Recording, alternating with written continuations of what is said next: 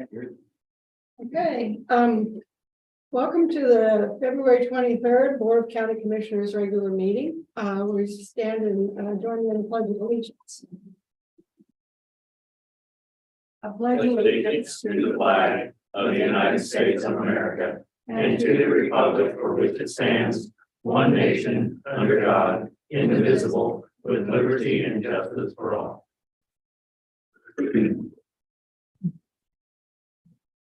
Okay, any public comment today? Good morning. Good morning.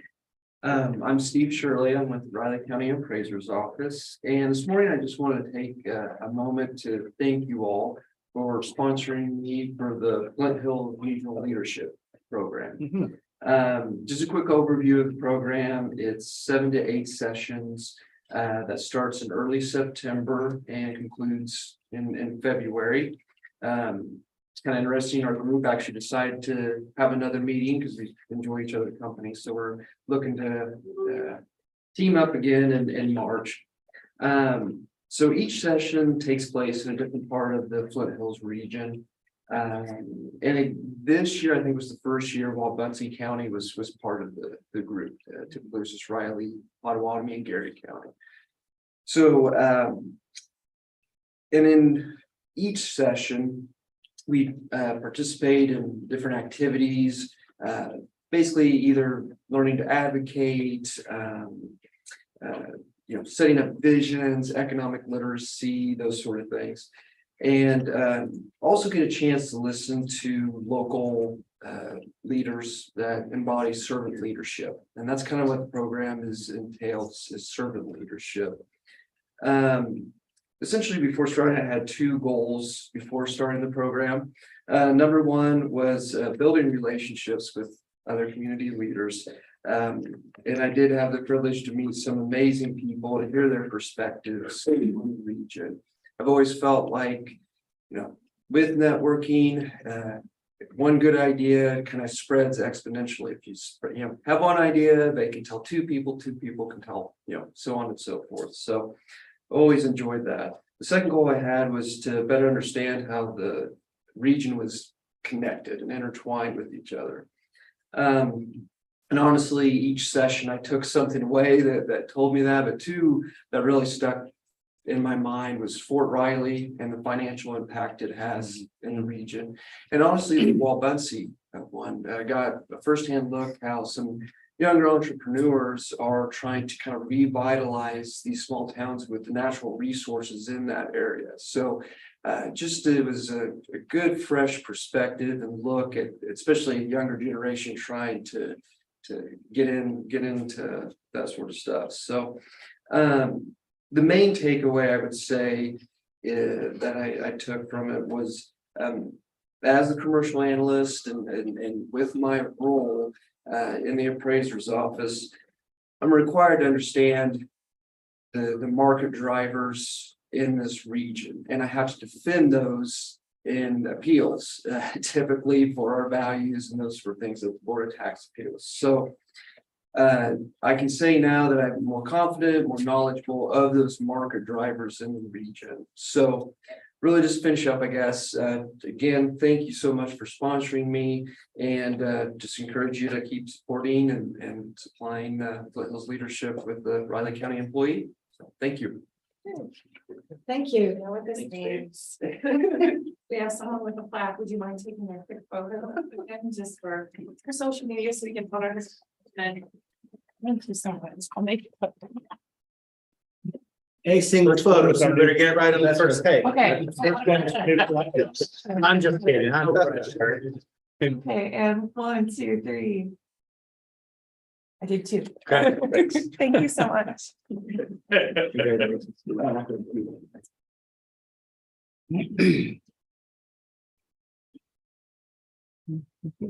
Okay, any more public comments?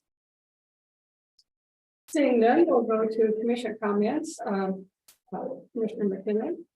All right. Skip the day since the week's worth of stuff with Yeah. last Saturday morning, I attended the Riley County Republicans monthly meeting. I gave them an update on what the county is doing. Most of the discussion was about the upcoming school board and city elections coming up this year. And Saturday night, I attended the K-State basketball game. They were able to turn things around. Went over Iowa State. Tuesday morning was the pre-bid for the meeting for the North County Ambulance Station. Had 5 general contractors show up, so that was a good turnout. And nobody had any big questions, a few minor clarifications is all. So I think you're all interested in looking at the job. And well, after that, then I met with Corey Meyer to just catch up on what's going on in IT and GIS. Just things are doing. The big thing I learned is IT department, a lot of it is spent on security for the county systems. That's a major part of their work these days. Started out as just keeping the computers running, but now it's defending our computers, I guess, is basically what it runs to. And all the ways they do things and stuff. Talking to other counties and things. Then Tuesday evening, I attended another K-State basketball game. The second half finally looked like a return to where they were playing earlier in the year. Fun walk game. That sandstorm played, and they turned down the lights, and the crowd went because they held up their phone with the Is flashlight. that what that was? Yes, and I mean that's almost about as loud as I've heard it. It was, and it said Coach Tang even commented after we meet that thing on this press thing, talking about how he heard it and he said they turned off the lights, they couldn't figure out what was going on. But yeah, the crowd was into it. And then yesterday went to the Rural Revitalization Conference that the extension put on in Randolph. Presentations from some of the state and federal programs available to help startup businesses. In the afternoon, they had speakers from 4 local businesses talking about how they got started and how they keep things going. And they all had great stories about the ups and downs of getting started and how they were all completely different types of things. They're all very interesting. It was learned a lot from all those folks. And that's it. Okay, Commissioner Ford. No, I kind of started off, I guess, on Sunday evening, since we've had, another week off. I attended the RCPD Employee Appreciation Banquet at the Beaumont Hotel. Very well attended. Maybe it's a post-COVID thing. I'm not for sure on that. But there were a lot of community partners and other people that were present. Several employees actually won multiple awards, which I thought was interesting. It's a good time to see everybody once again and just kind of reflect on all that's happened since September of 2021, which is the last time we had that ceremony. So it went very well and did a very, very good job. Tuesday afternoon, speaking of RCPD, attended the Bradley County Law Board meeting for the month of February at the City Commission room downtown. Among the items of discussion was the approval of the consent agenda, which also included the 2023 adjusted financial journal and of the other monthly reports. Got a community advisory board update.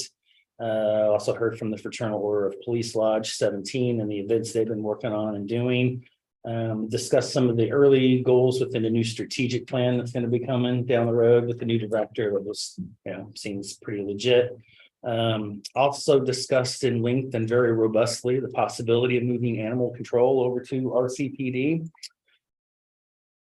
I'll just leave that one alone for the moment. And we also ended with 2 very quick executive sessions. Tuesday afternoon, attended the monthly board directors meeting for the Manhattan Area Chamber of Commerce. Amongst the items of discussion there was just a membership account update, financials to the end of January 23. Heard their tourism strategic plan.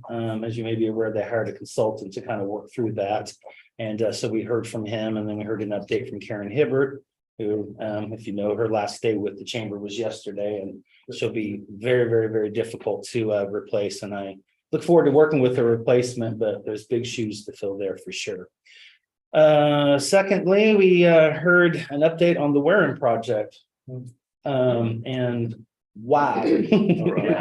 Big plans. Wow, it's a $20 million plan. All 3 stories, moving into 2 separate spaces. I hope they get it done. That's going to be really, really cool. I think that will eventually come up on the chamber website. So if you want to check that out, but they've got some design plans to use the basement, the first floor, the balcony, third floor terrace, and then it moves over to 2 other locations upstairs across there. So Are they gonna keep the apartments in there? For good show. there's no apartment. No, that's the Aquarium theater. theater, not the Oh, the hotel. theater, Yeah. okay, all right. Yeah. They were trying to get berries too, weren't they? They're working something out there. Originally. They're working something out there.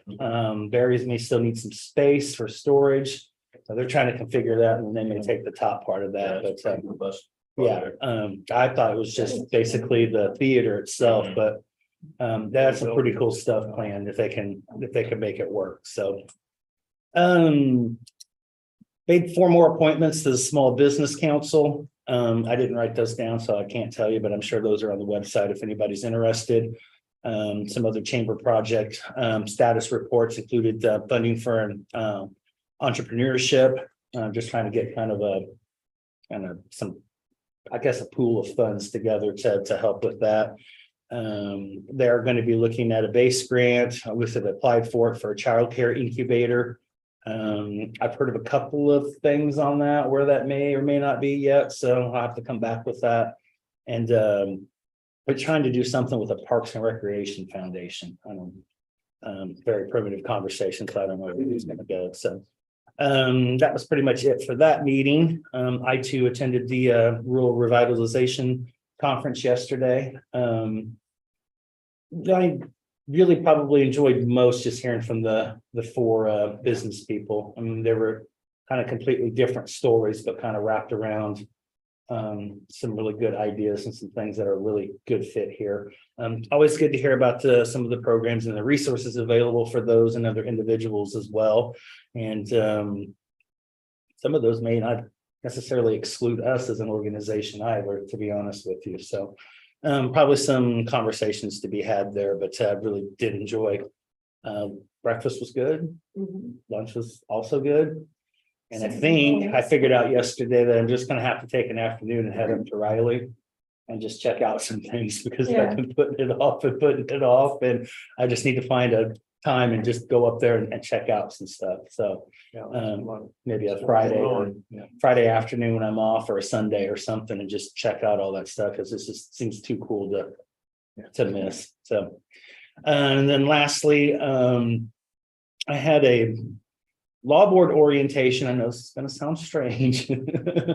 Last night at 3:30. It goes back to 2021 because we didn't do that in 2021 because of COVID. So with the new board coming on, they wanted to go through with everybody and just be consistent with it. So that down gave me a chance to meet with all of command staff, so director, Kurt Muldrup, all the command people, and we kind of went through section by section and kind of broke some things down. And to probably be honest with you, some things have probably changed since 2021 anyway. So it was probably good to get reintroduced to that. And then following that, I had about a 2-hour meeting with the new director, Brian Peete. So the conversation was good. So, and that's where I'm at. And it's K-State won 2 games. I didn't watch a single one of them. Oh, okay. So I just want to point that out, that I did my part. Okay. So everybody else needs to keep doing theirs. I'll point that out. Also, if anybody was paying attention, K-State went 4-0 over the weekend in baseball. Of course, they lost yesterday to Lamar, and I don't know what the hell that was, but Women won last night. they did. KU, they beat them up pretty bad, so that's always good. We'll see how good K-State will be in baseball. They're playing #1 LSU over the weekend, so I don't know who scheduled all that. And I would think that our last 3 games should be pretty winnable at this point. It should be, but On the road, it's been our Achilles heel. It has, but it's everybody's, so that's the way it works. So anyway, we'll have some fun watching some basketball over the weekend. Kentucky's still in the midst of things too. I'll just throw that in there. You better not watch basketball over the weekend. Kentucky, Yeah, give them all the bad luck you want. yeah, with friends like this, who needs friends? All right, well, I'm done. Okay, well, I'm going to condense things a bit. Last Thursday evening, I attended the Tom Hawk retirement event at the Alumni Center. There was a big crowd. It was really well attended, included top officials from the university, Dr. Linton and his wife. Yeah, it was really good. There are people there that I hadn't seen for a long time, some of the old legislators and, different people in the community. It was really good. So, and Tom spoke and they limited him to about 25 minutes, but of course he spoke longer. Yeah, I was gonna say. Anyway, then let's see, Friday, I spent some time in the office, met with Amanda and Vivian on handouts for Keats. I also called to reserve several dates for a tax district meeting. Was determined on probably March 9th, but we'll talk about that a little later. On the weekend, I worked on recruiting several people for church council and other activities, several committees over there that takes a lot of phone calls. Went to the gym for some needed exercise, did some deep cleaning at home. Sunday, I went with friends to the Legends, i.e. Brookville Restaurant in Abilene. Oh, Get yeah. used to their new name. What's it Oh, called? Legend. Yeah.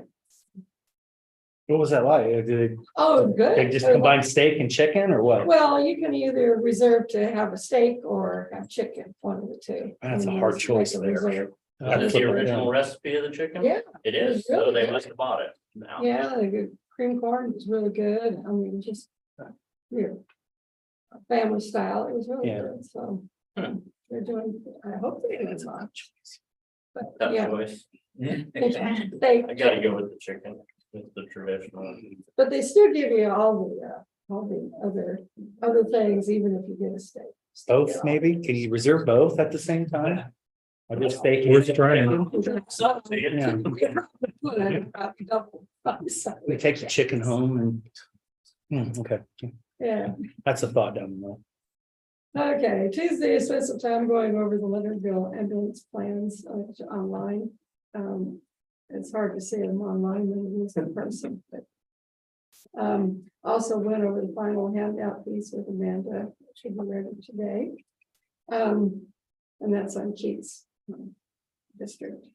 Wednesday, I too attended the third annual rural revitalization conference in Randolph. Unfortunately, there was no Wi-Fi signal available. I couldn't get on anything. So when I got home, I had to catch up on emails. That's weird. Did you? Yeah. I you couldn't do get, it. I couldn't get cell, but I had Wi-Fi, I don't Where's have it at? any. at the VFW. In where? VFW Randolph. Yeah, it's horrible reception there. We had Yeah. trouble as a polling. Yeah, I place. didn't get Well, cell, it's but it's a metal building. Mhm. That's We had probably what it was, Horrible reception there. because I went outside and it was fine. Yeah, the metal, inside of metal. There and Keats are our two most difficult places on election. Let's see, and then, last night, at handbell practice and attended Ash Wednesday service, so that's it. Okay, first thing we have is Twin Valley Telephone, highway use permit for fiber optic on 8687 Alert Road. I don't suppose we can speed that up and just do one motion for all of them. Do you guys want to go ahead and That's what I I'll was fill them gonna in? ask too. I'm gonna go ahead and make a motion that we approve all the highway use permits for Twin Valley Telephone. I'll second. It's been moved and seconded to approve all the highway use permits, for Twin Valley Telephone. All in favor? Aye. Aye. Chair, please.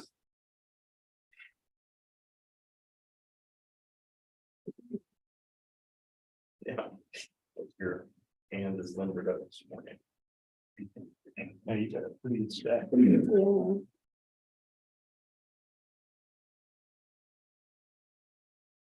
Reminds me of those days we were signing all those small business loans, Yeah. or small business grants. Back in late 2020. I thought I was gonna have to bail out Commissioner Rodriguez a couple of times there.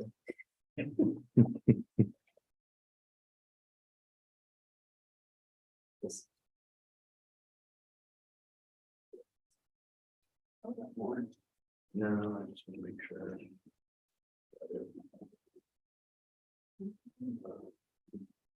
Really can't do too much.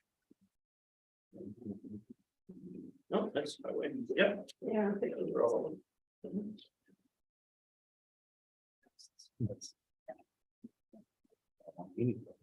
okay, this one. This. and This one.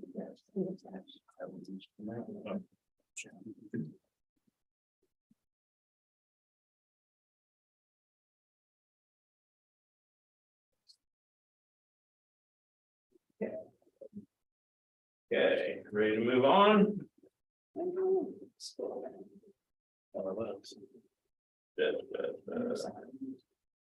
Late resolutions. Yep, first one we have is Hunter's Island Water Benefit rate resolution, which we have several rate resolutions. University Park, Hunter Conza, and Deep Creek. Yeah, and those were the utility rates that we went through last week. I'm gonna make one motion on this too, but add all of them in. Is that okay? Okay. I'll fill them out appropriately. Okay, I'm gonna make a motion to approve the Hunters Island, University Park, Kanza, and Deep Creek rate resolutions. I'll second. So moved and seconded to approve the rate resolutions for Hunter's Island, University Park, Kanza, and Deep Creek. All in favor? Aye. Aye. All three, please.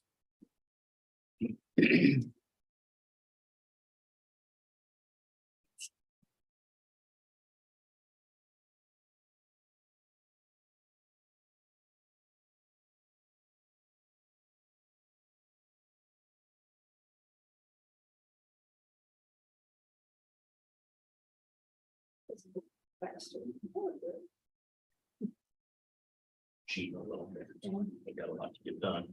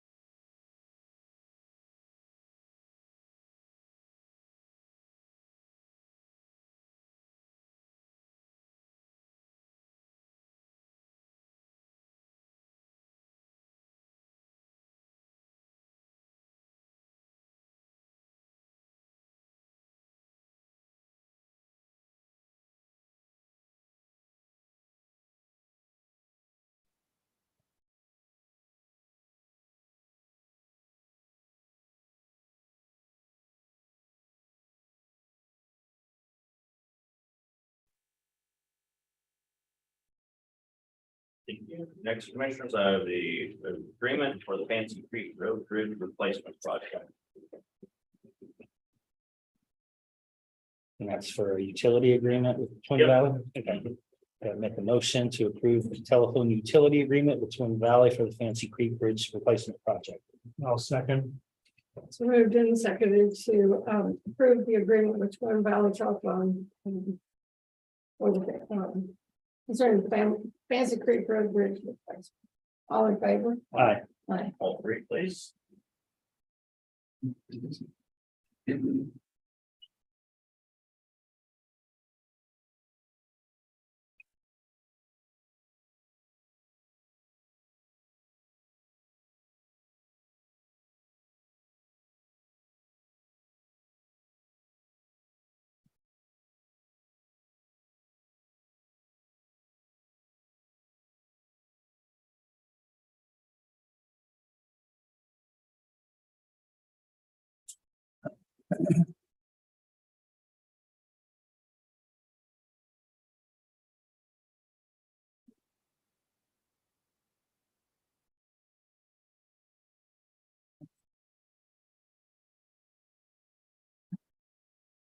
You next have Riley County Grounds Maintenance Extension Contract with Rothwell Landscape Inc. for one more year. Total amount $19,602. What do they do again? You know, Evan? Is it the grounds here and then the health department in that area? Yeah, okay, that's what I thought. Okay. I'll go ahead and approve the ground maintenance extension of contract with Rothwell Landscaping Inc. I'll second. We'll move to and seconded to approve the extension of the contract with Raleigh County Grounds Maintenance to Rothwell. All in favor? Aye. Aye. Sheriff, sign please.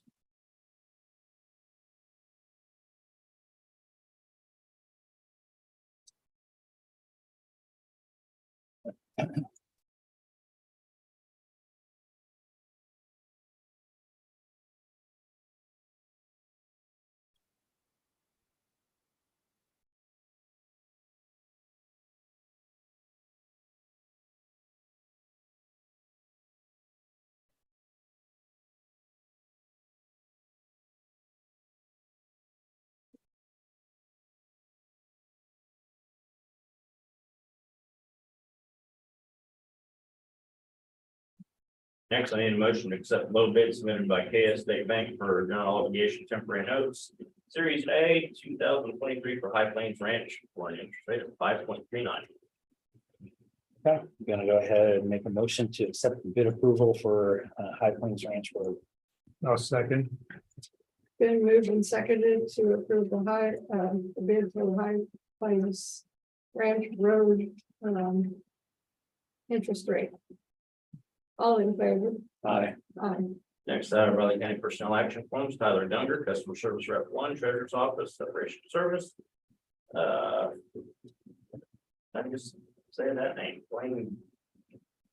You don't know Michelle? You see the name, commissioners? Hi, Barlow, a new hire intern health department, Erica Keegley, a new hire intern health department, Paula Garcia, a rehire MRC unit leader health department, Leanne Wirtz transfer, residential appraiser's office, Paul Dremel, new hire engineering tech 1, public works, Bailey Cox, new hire customer service 2, treasurer's office, Riley Isabel, fair and grounds tech 1, public works, separation of service. All three signed, please.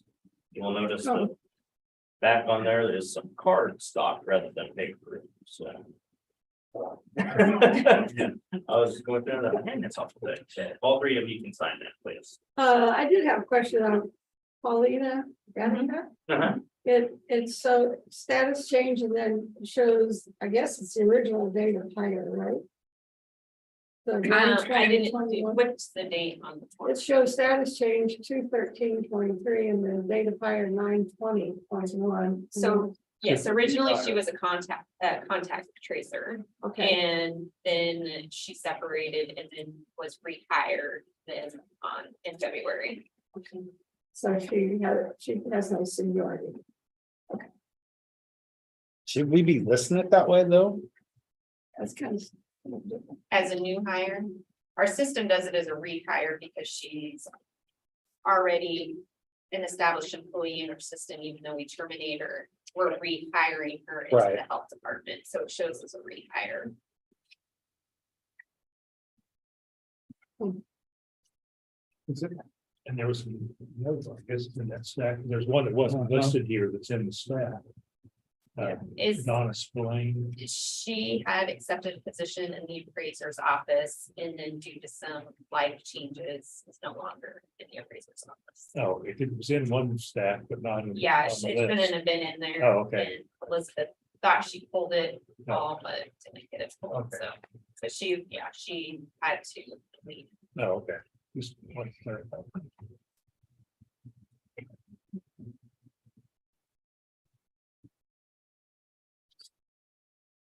So now you hire you want an open position. Go ahead and take Mary. Where are you? And Mary's not. We transferred Right. Julian into that role, and we will have an open position. We're gonna have to require a modification. Oh, okay, 'cause did she? Barry, you want to go ahead and start, Barry?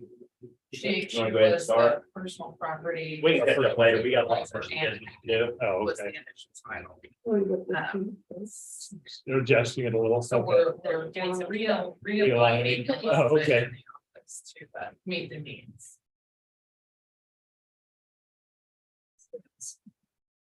Barry. I don't have much time. I mean, I don't need much time, so. Yep. Go ahead. I've got that. Yeah, and that's okay. That's fine. Okay. They'll still, Executive session. they'll be able to catch up on them. All right. Appreciate the commission's action in allowing us to hire a contract employee. It is, the term, we've got an agreement. We're working out the details. Clancy's been working with us on the contract, but CJ Rigg is the attorney's name. She's retired. Formerly in Sedgwick County and in the Attorney General's office, very experienced and knowledgeable and will be able to help us and I think give us what we need. Certainly for the short term. So I certainly appreciate that. It's going to allow us to move a lot of cases and get some backlog that's sitting on Dave Bob's desk out of there. So and hopefully help a lot of people who've been waiting to see some results on their cases. Like I said, it's not murder cases or robbery or anything like that we're sitting on, but they're still important to people, so we'd like to get them moving. Otherwise, we remain fully staffed. We haven't had any changes, so we haven't kept Elizabeth and Michelle nearly as busy this year as we did last year at this time. And I think that's certainly good, but I think that speaks well of the commission and allowing us to take care of employees. I think it helps keep people here, keep them happy with the pay and the benefits that they're receiving. And so it's a good place to work. And that has more to do with the commission than certainly it does with me. You can just ask my employees stuff. I can be kind of demanding at times, but I do appreciate it, and I want it to be noticed that it's because of you more than it is me. So, been working with Clancy on 2 or 3 different projects. Had a conversation with the court. I think that there's some possibilities there to move some things forward on several levels, but I know some of this will pick up later as well. But I really don't have anything else, but any questions? No. Appreciate it. Thank you. Yeah, you're welcome.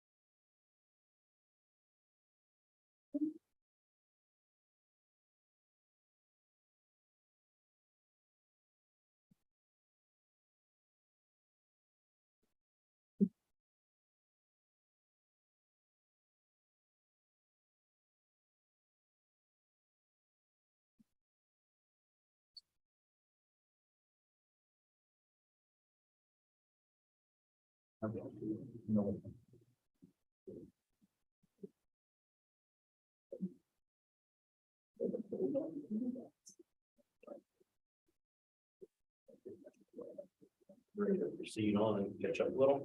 Yeah, let's see, Next, we did Commissioner. definitive approval, right, but Yes, just need a motion on approved payroll and accounts payable, commissioners. Go ahead and make a motion to approve payroll and accounts payable. I'll second. we moved and seconded to approve the accounts payable and payroll. All in favor? Aye. Aye. All three sign, please.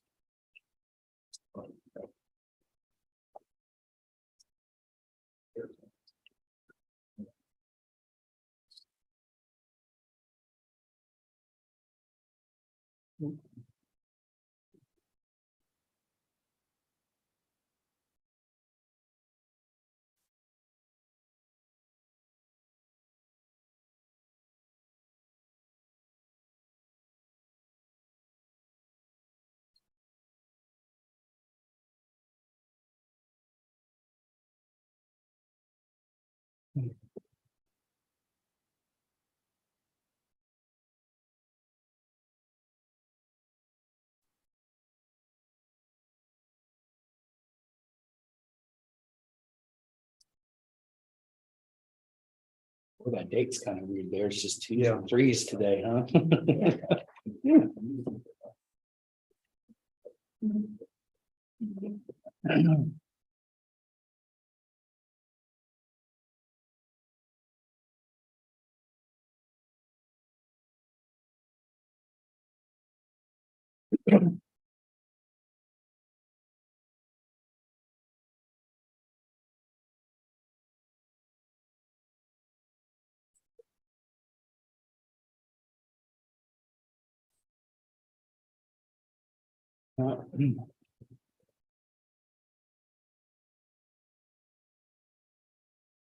Signatures, even Catherine's signatures. Yeah. She's got a bunch more coming too. Oh, that's fun. Unfortunately for me, my signature's already sloppy, so. can't Yeah, do I much say worse. mine did. Here's what hers always looks like. Well, I got a Teacher little minutes. arthritis in my hand, so I Oh. kind of caught up with Oh. it towards the end. You guys will, I've heard that arthritis have you? excuse before. Arthur. Yeah. My friend Arthur. Oh, yeah, you're right. Uh-huh. Yeah. It's a big difference. It won't even move, dang. I was going through those yesterday, I was like, what the heck? Well, the green paper has been found. Oh, okay. So- It was right beside where she grabbed that. It's good. It's a good thing you found it in February and not March. Yeah, There we go. that was pretty funny. I do have commissioners take one and pass them on. It's the current schedule for the Kansas County Commissioner Association. Mhm. The registration fees and programs that are available on the back. Look through that, let us know as soon as you can, which ones you want registered for and how many nights you want hotels. It's Tuesday through Thursday and we will get that all arranged. Sound good? Mhm. Get it back to me maybe next meeting, that'd be great. Need a motion to approve the minutes. Anybody have any changes for the minute? I do, if the board does not. Yeah. I didn't get a chance to look at it, so I'm just gonna go with it. Yeah. No, he's- Nancy's- Unless you've got something. Rich, if you go to page 5. Under number 9.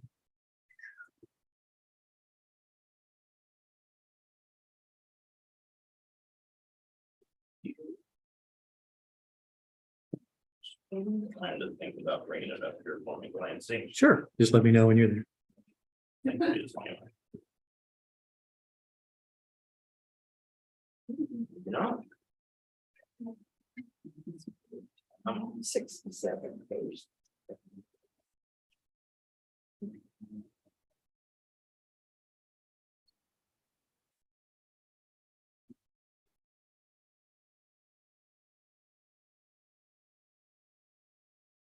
Okay, for some reason, it's not letting me get in there because it says there's something wrong with the February 16th minutes. Really? I can describe it and then send you an email. Yeah, do that. It's okay Do with that the board. because, yeah, it's coming up with some type of error on the February 16th minutes. This is a pretty easy one. Won't let me retrieve it. There at page 5, number 9, and the left margin where it says 9:30 a.m.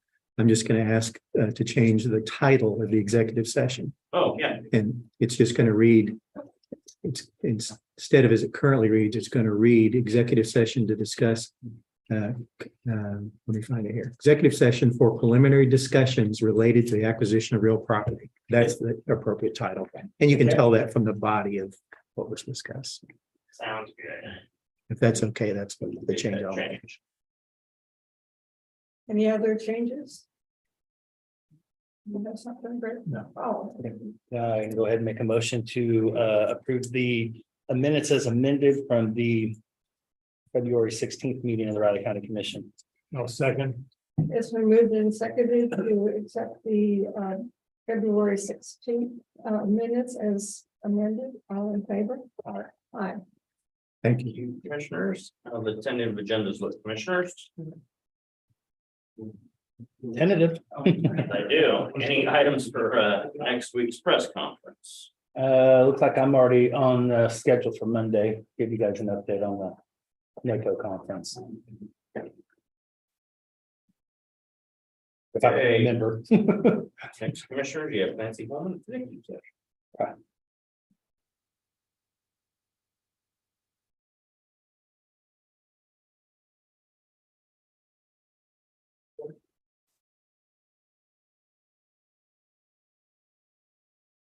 Yeah, this afternoon, I had 3 meetings at the same time. This None of them afternoon? scheduled- No, yesterday. Oh, yesterday? None of them scheduled by me. Because out of us, we have Oh, were a budget thing in the afternoon, 1 at 3:30, and then we had a meeting here on the public safety. building. That's why I'm. Oh, okay. I got like 2 out of 3. Carol? Yeah, everything was split all together.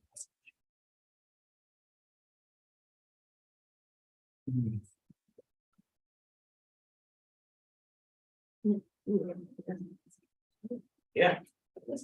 I can get it here in a second if you want me to. You just twist that little dial. Yeah. This is good. It will be till 9:35. And the windows. Thanks. I think the door. Yeah, probably. Yeah. Probably doesn't have a good weather seal on it. Positive side is there were no insects when I came over here this morning. The mosquitoes this morning when I walked over. here. Yeah. There actually were bugs last week though on the windshield when you're driving. Oh, They were- Yeah. I was actually kind of amazed while out in DC, stuff was starting to pop up and grow and turn green, and you just start to see cherry blossoms just starting to kind of make their initial buds there.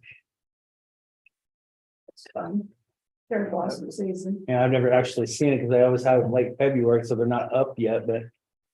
Town just gets packed with people. Oh. I was there one year. The whole time. We didn't even go downtown, so. They're pretty, they're everywhere. weather guy this morning was talking about. Going to 9:35, is that what I understand? I bet there is. They had that warm days. The trees are. Yeah, you'll get 5 or 10. If we go, you can have up to And then 10. there's another one I don't- next year. I probably say 5. Yeah. That was Oh, yeah, well, freezing. Oh, really? exactly. Really? That's what I did not see The that. first part of Yeah, I tried to March, he said it looked like. get hard numbers, but I don't have it like that. No big things now. Maybe a tree in Kansas. supposed to be Never, warm never enough. was trying to get that. I didn't know about the next one coming. Just want personal knowledge. Well, maybe they'll miss it.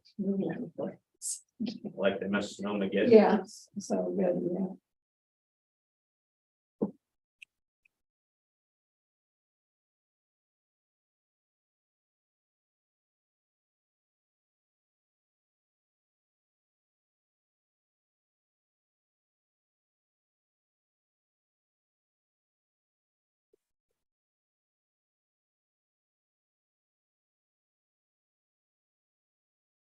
Okay, it's 9:15. And quick. Okay, I'll move the county commission, including Chairwoman Foki, Vice Chairman Ford, and Commissioner McKinley recess into executive session on potential litigation for the purpose of consultation with Clancy Holman, Riley County Counselor, Craig Cox, Deputy County Counselor, attorneys for the commission, which would be deemed privileged in the attorney-client relationship, an exception to the Kansas Open Meetings Act. The open meeting to resume in the county commission chamber at 9:35 a.m.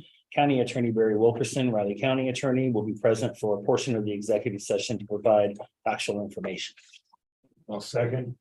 It's been moved and seconded to go into executive session until 9:35. All in favor? Aye. Aye.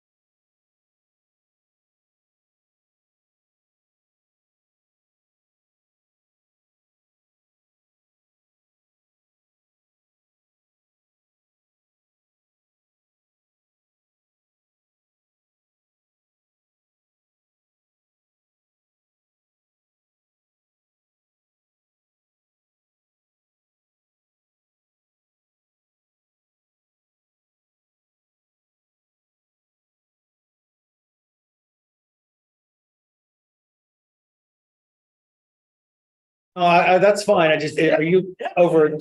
Okay, same place you met last time. Okay. It was Don't go. negative. That'll work. Windy this morning. Windy with that, yeah, it was -4. I gotta run that, that's what worked out. You gotta also remember, he's kind of full of hot air, just. Yeah, I know. I wouldn't think that'd be at 5 in the morning though.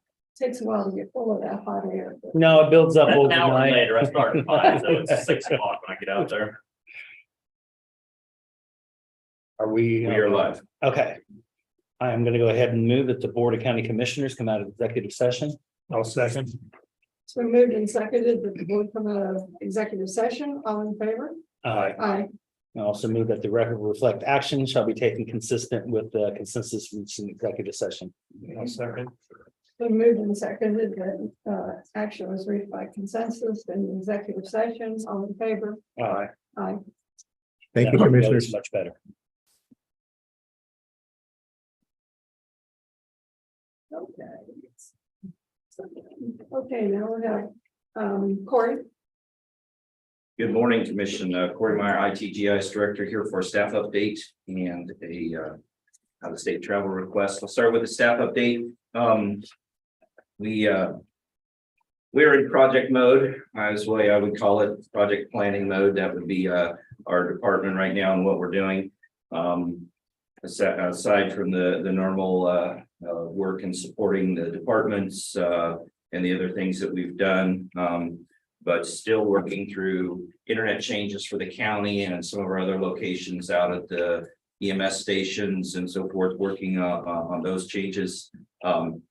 Planning, getting contracts, gonna then be bugging Clancy and for his expertise and knowledge on making sure that we have quality contracts with vendors that we decide to work with.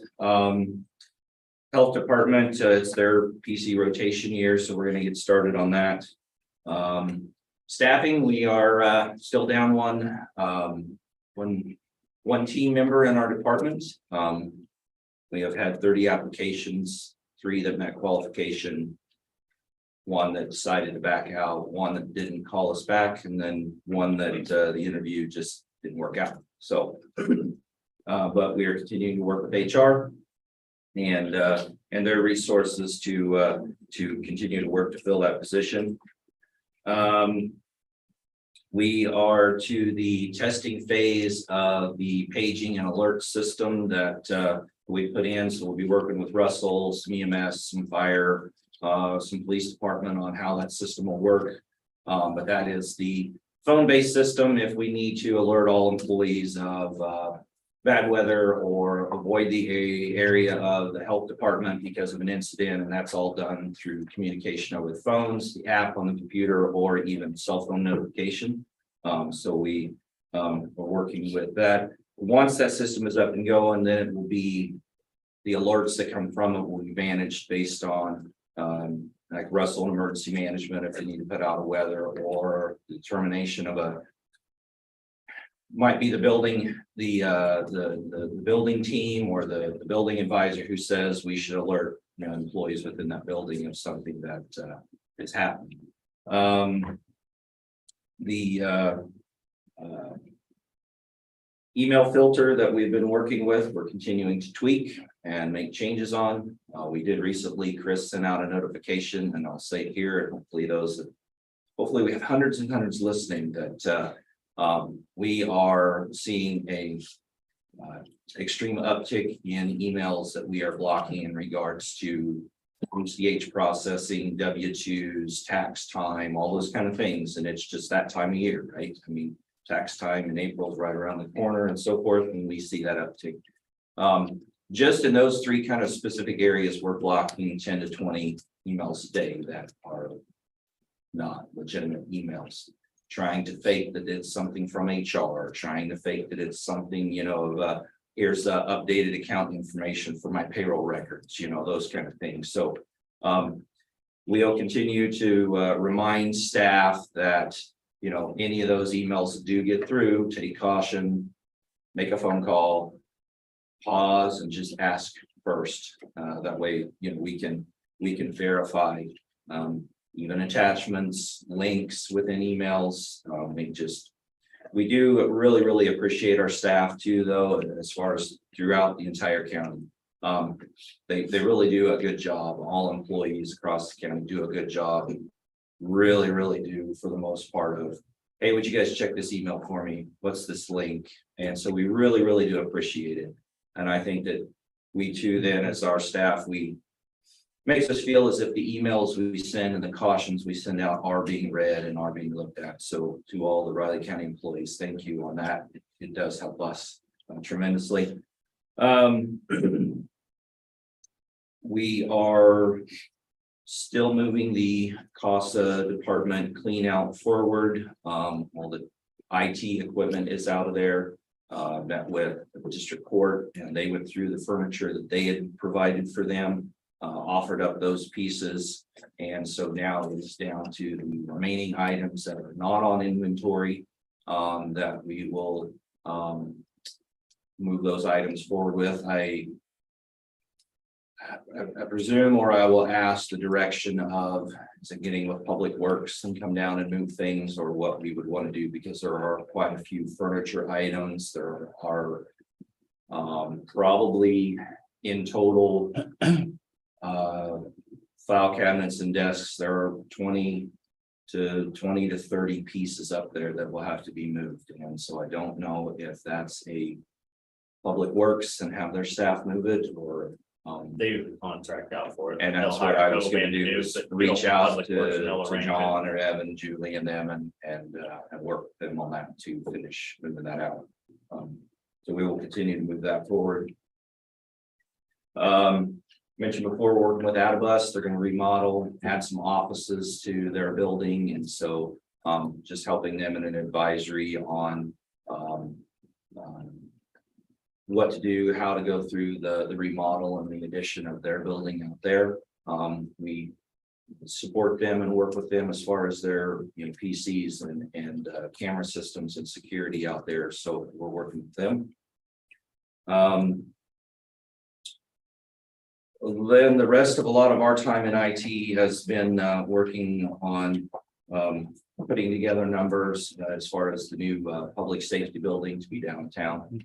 A lot of work there, meeting with different committees or teams, going over the use of the building, flow of the building, so that we're getting everything identified correctly in regards to anything from cameras to security doors, room sizes for equipment and this kind of thing. So that is a lot of our time, and I think a lot of our time, but it's going really well.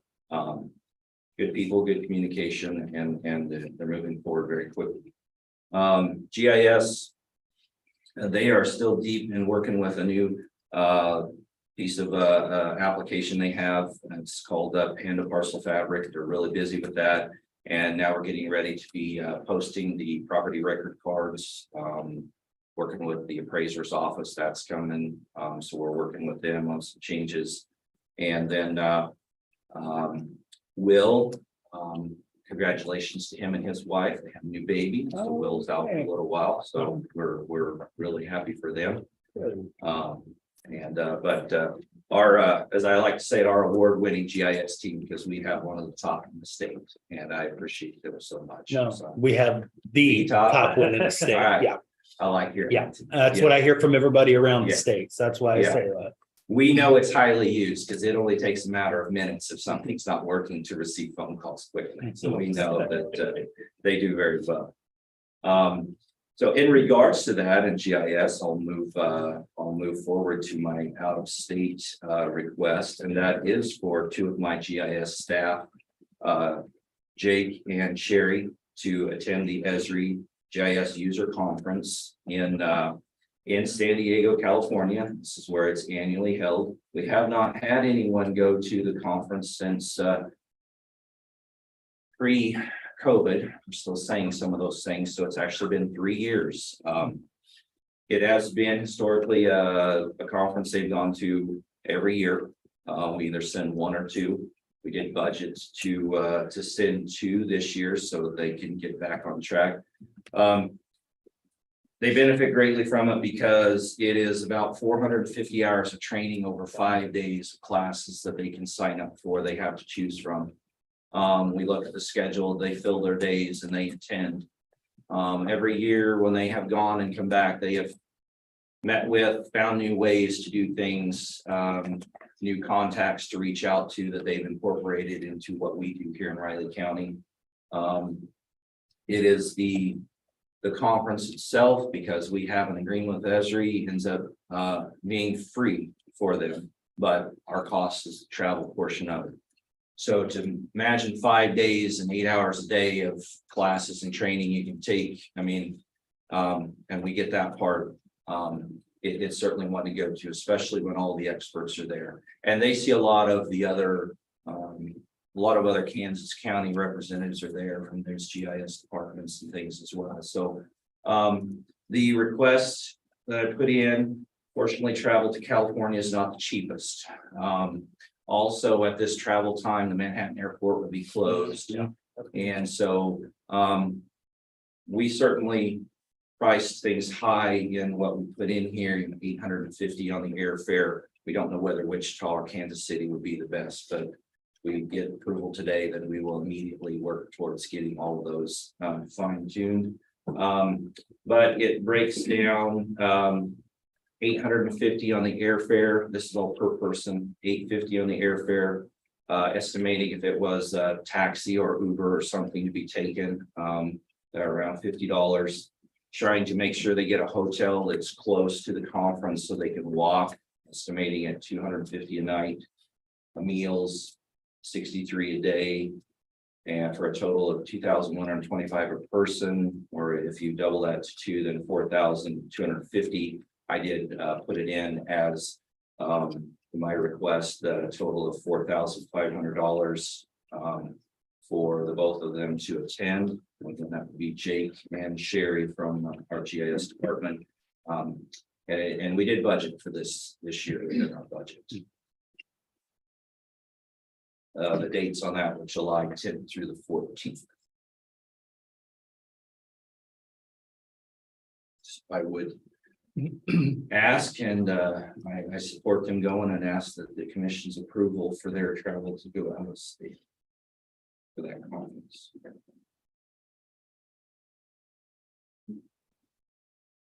We have a motion. Anything? Yeah. Okay. You go ahead and make a motion to approve the out-of-state travel for 2 GIS staff to the ESR little I. That's little That's I. the way they do it. Mhm. User conference. I'll second. So moved and seconded to approve the out-of-state travel for 2 GIS staff to the ESRI user conference. All in favor? Aye. Share sign, please. Thank you, Commissioner. Appreciate that. They're looking forward to the conference, especially been several years they haven't gone. And then I would ask, are there any questions of me in regards to staff updates and so forth? There are not now, but if there are any, don't hesitate to ask. So I'm gonna schedule a meeting just to chat sometime here, but I'll send you an email. We'll figure it out. all right, great, thank you. Mhm. All right, thank you, Commission. Have a great day.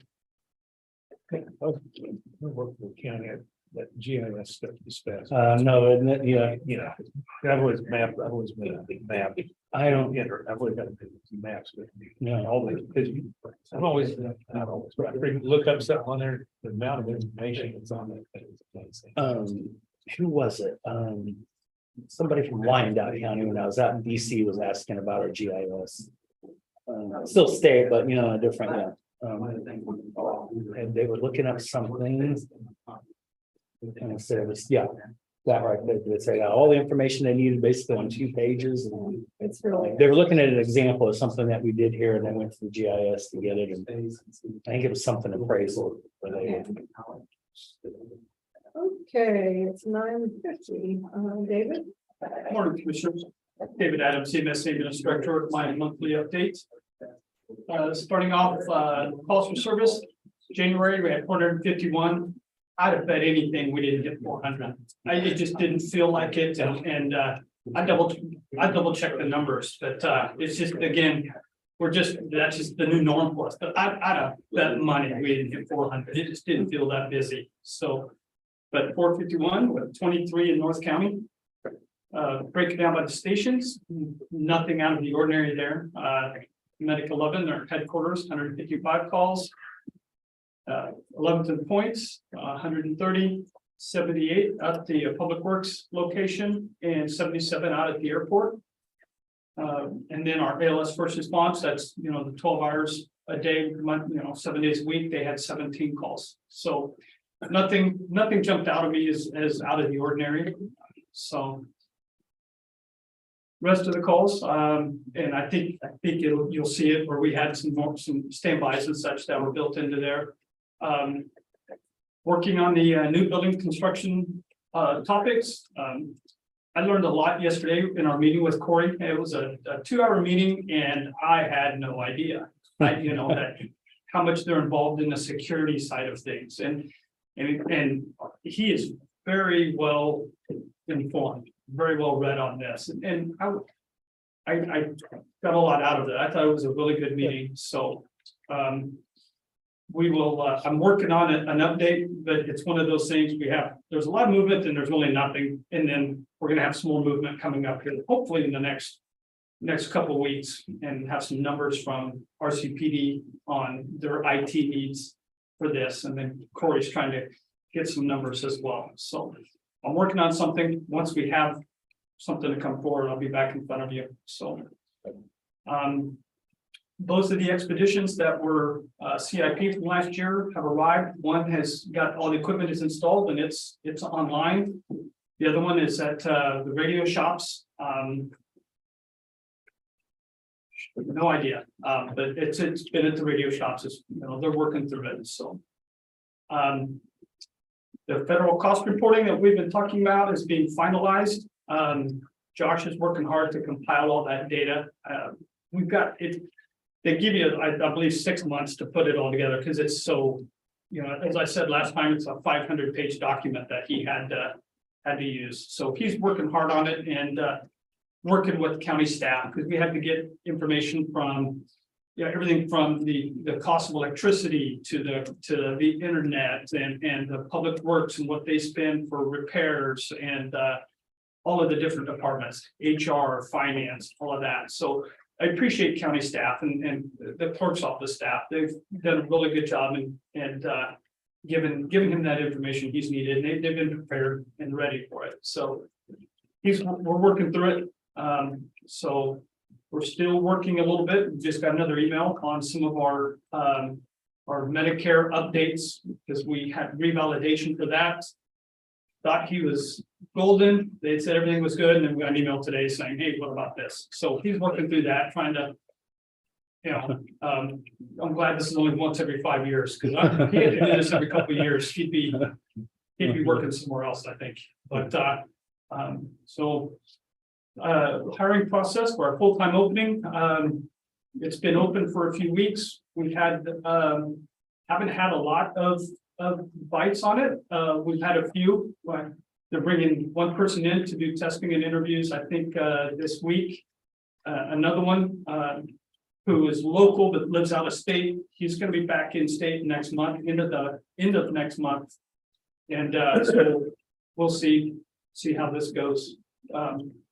But we did have one PRN position come open, which wasn't a surprise. So I'm going to be back in front of you here probably in the next couple of weeks. We've got some staffing challenges with some family events coming that are going to create some open time in our schedules, and been working with Elizabeth and I think we have a pretty solid plan. But with this open position, and then we've got a couple celebrations, if you will, within our department. So we're gonna bring something forward to kind of help stabilize that a little bit, just for a couple months. It seems like it happens to us every time. When we have one, we have multiple. I think we had 3 or 4 people get married last year, and this year it's others who are having other life events. So it's just the way it is. So, but And then last, working with the EMS Association, providing some testimony. I've talked to Clancy a couple times, just let him know kind of what we're seeing that's out there. That's gone well. Nothing really earth shattering for us, for our county, but there were some bills that were introduced that as an EMS director, I can't support. That just bills being introduced to change our certification levels and in the staffing of EMS and things like that. And that we just couldn't, but we brought forward solutions. And so we've been asked to kind of help work with the Board of EMS to help us some solutions on that. Our Medicaid payments from the state last year, we got them bumped up to 65% of Medicare allowable. We brought that forward again. On the House side, the committee approved 100% of Medicare allowable. The Senate side, it was 75%. So that'll go and they'll work something out there, but it's a step in the right direction. So, but next, education. So we still 100% review of all calls. Met with our medical director here a couple of weeks ago. Kind of went over some things, and we're going to do some little what we call just-in-time training as we see trends and things. We bring it to the staff's attention and say, hey, here's kind of what we're seeing, and here's how we've handled this in the past and such. So. Josh is doing follow-up meetings with our staff on some of those SOGs that we rolled out. So we rolled them out, let them learn about them, think about them, come back in a couple of weeks and say, okay, how are we seeing this and how's it working for you? Preparing for some active violence training in April. Typically we do one a year, the big county-wide one in July. We're going to do one in April with KSU PD. It's going to be a smaller one, but they're going to be the lead agency in using one of their buildings that's going to be torn down. So, working on that. Alex has helped teaching a pediatric advanced life support class in Junction City. We'll be able to provide some free space for a couple of our staff who need that training. So, maybe then we won't have to provide one here this year. So, and then Josh and Alex worked with Raleigh County Fire District number 1, I believe last week up in, I want to say it was Randolph, on active violence training for them as well. They'd never had one just specifically for county fire. So they went up and spent an evening and they thought it was very good training. So continuing to work on car seat check lanes. And we've had a couple of requests here lately from places where we've done CPR training for them. I believe they were dentist offices, so they're needing some of that training. So we're trying to coordinate with them as best we can. So, and then our breakdown of calls. So, Friday and Saturday kind of dropped off a little bit. But part of that's the cold weather. People aren't out as much, especially down in Aggieville and some of those others, but if you really broke down and looked at it, you can always tell when it gets really cold, then our call volume drops. So because people just aren't as active. So, But you still made 450. but we still 451. So yeah, There was a couple of warm days in there. there were some more days. Yeah, and then when those happen, then we know our call volume is going to go up because everybody's out and about. So. But Spring, it's March usually a big. April spring. really gets to be big. It's Yeah. outside. Yeah. Well, the first Saturday of March is St. Patty's Day. Yeah, we don't want to talk about that. Saturday and March. So we already had some conversations internally about that and such. We haven't seen a lot on social media about it, but I'm sure Josh has talked with his counterparts at RCPD and Manhattan Fire and such like that. But I don't believe there's been any meetings for that. So I'm not quite sure where that's at in the grand scheme of life. So. But and then you can see our call volume. So like you see Medic 12 here with 9. That was as we're integrating this new software from the state, we're able to pull some of this data a little easier. So that's them doing standbys. That's event standbys in the month for basketball. And then this month we've had basketball, we've had track meets, we've had rodeo, quite a bit of those. So that's what those are for 12 and 13. So. Do you have any questions for me? No? Okay, thank you very much. Thank you, David. Commissioner, you have Vivian Leigh,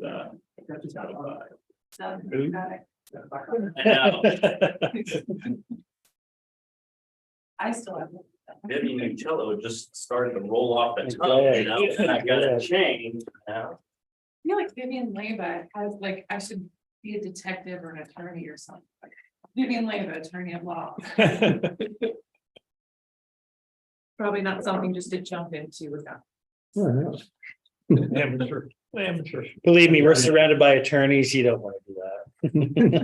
I wanted to be an actress though, so I feel like I could put on the Law and Order hat. Mm. I guess. And we were just talking about that earlier, weren't we? Yeah. Fortunately, all those cases are taken care of in an hour. Yeah, that's handy, isn't it? Good guys win, bad guys lose.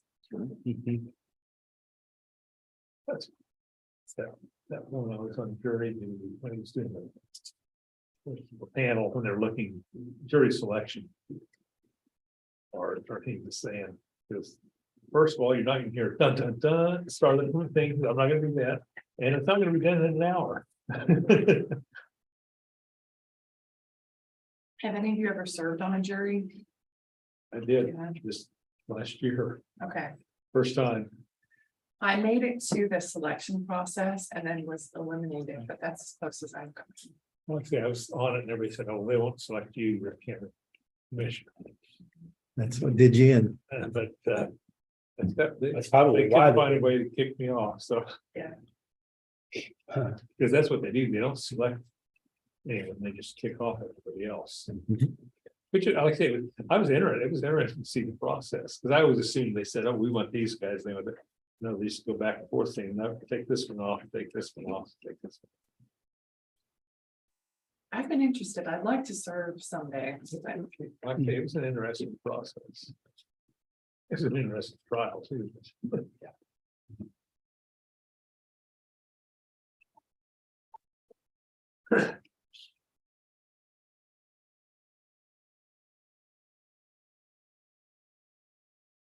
Sitting down with 11 other people that you've never met to make a decision. How many is it? It's usually 12, isn't it? Yeah. You get a chance to Sit ask down with people you've never met before and make a decision. after Discuss something. a few hours, get to ask them now, tell me again why it is you're not accepting this. What am I missing here?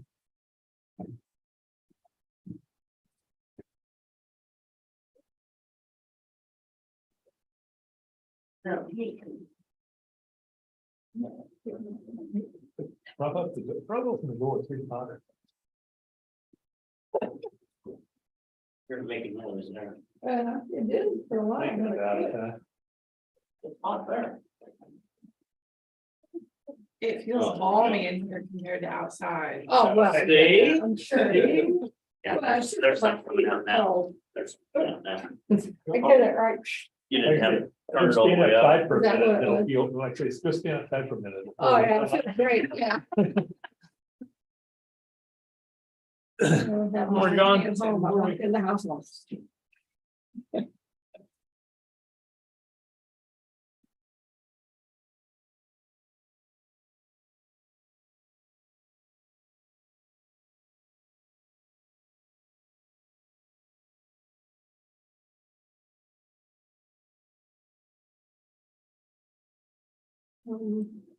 Okay, Vivian. Good morning, commissioners. Thanks for letting me have some time to speak with you today. We'll start for our communications update with social media, which I know we all have a love-hate. I think everybody on the planet has a love-hate relationship with social media. Some of us just have a hate relationship. Yeah, I don't think that as well. Some of us aren't on it at all. But it's, it's still a valuable tool, not our most valuable tool. but I'm exploring ways to kind of generate more audience and use some of the tools more effectively. So I noted, something that the city of Manhattan is doing well is listing things as alerts when they have a road closure, and I was hesitant to use that unless it was something that was truly catastrophic that affected the community, but there are actually several kind of subcategories that I think make sense to use. Things like, I wrote down, local alerts, weather alerts, transit alerts when there's a road closure, and that just blasts the message out to more than just your followers. It's kind of gives a geographical region and pushes the alert, like gives it a little bit more weight in the algorithm. So I'm gonna kind of play around with using those when it's appropriate, when we have messages about, you know, they have even public safety and service interruption, missing person, which we're probably not going to use, but weather in transit and local alert for things that are of great importance. That's gonna be a good tool, especially during kind of periods of severe weather or when we're issuing those WIA or EAS messages.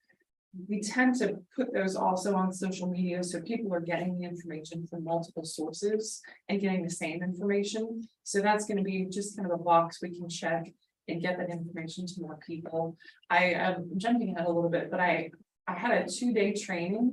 It was just an online webinar with emergency management about effective messaging during emergencies. So there's little like Everbridge alerts and iPause messages, how to bridge the gap between, okay, we know something serious is happening, we need the public to take action. There are lots of things that get in between that, including a trend they call milling, which is just human nature. The sirens go off, you know, is that real? Is that here? Do I need to do anything? Is it headed my way? What are the neighbors doing? Is everybody else evacuating? I'm gonna call my mom and see if she's in the basement. Do I need to get in the basement? Let me go on the porch and check. So there are all these kinds of things we do.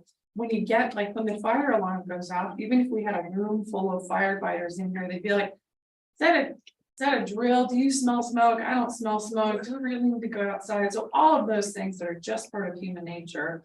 So what are the things that we as communicators or emergency managers can do to minimize that time when people are deciding, well, do I really need to evacuate? Do I really need to go to the basement? So it was a really valuable training. There are about 70 participants from all over the country. So I learned a lot. I'm gonna keep working with emergency management on those messages and how to get things out during emergencies quickly.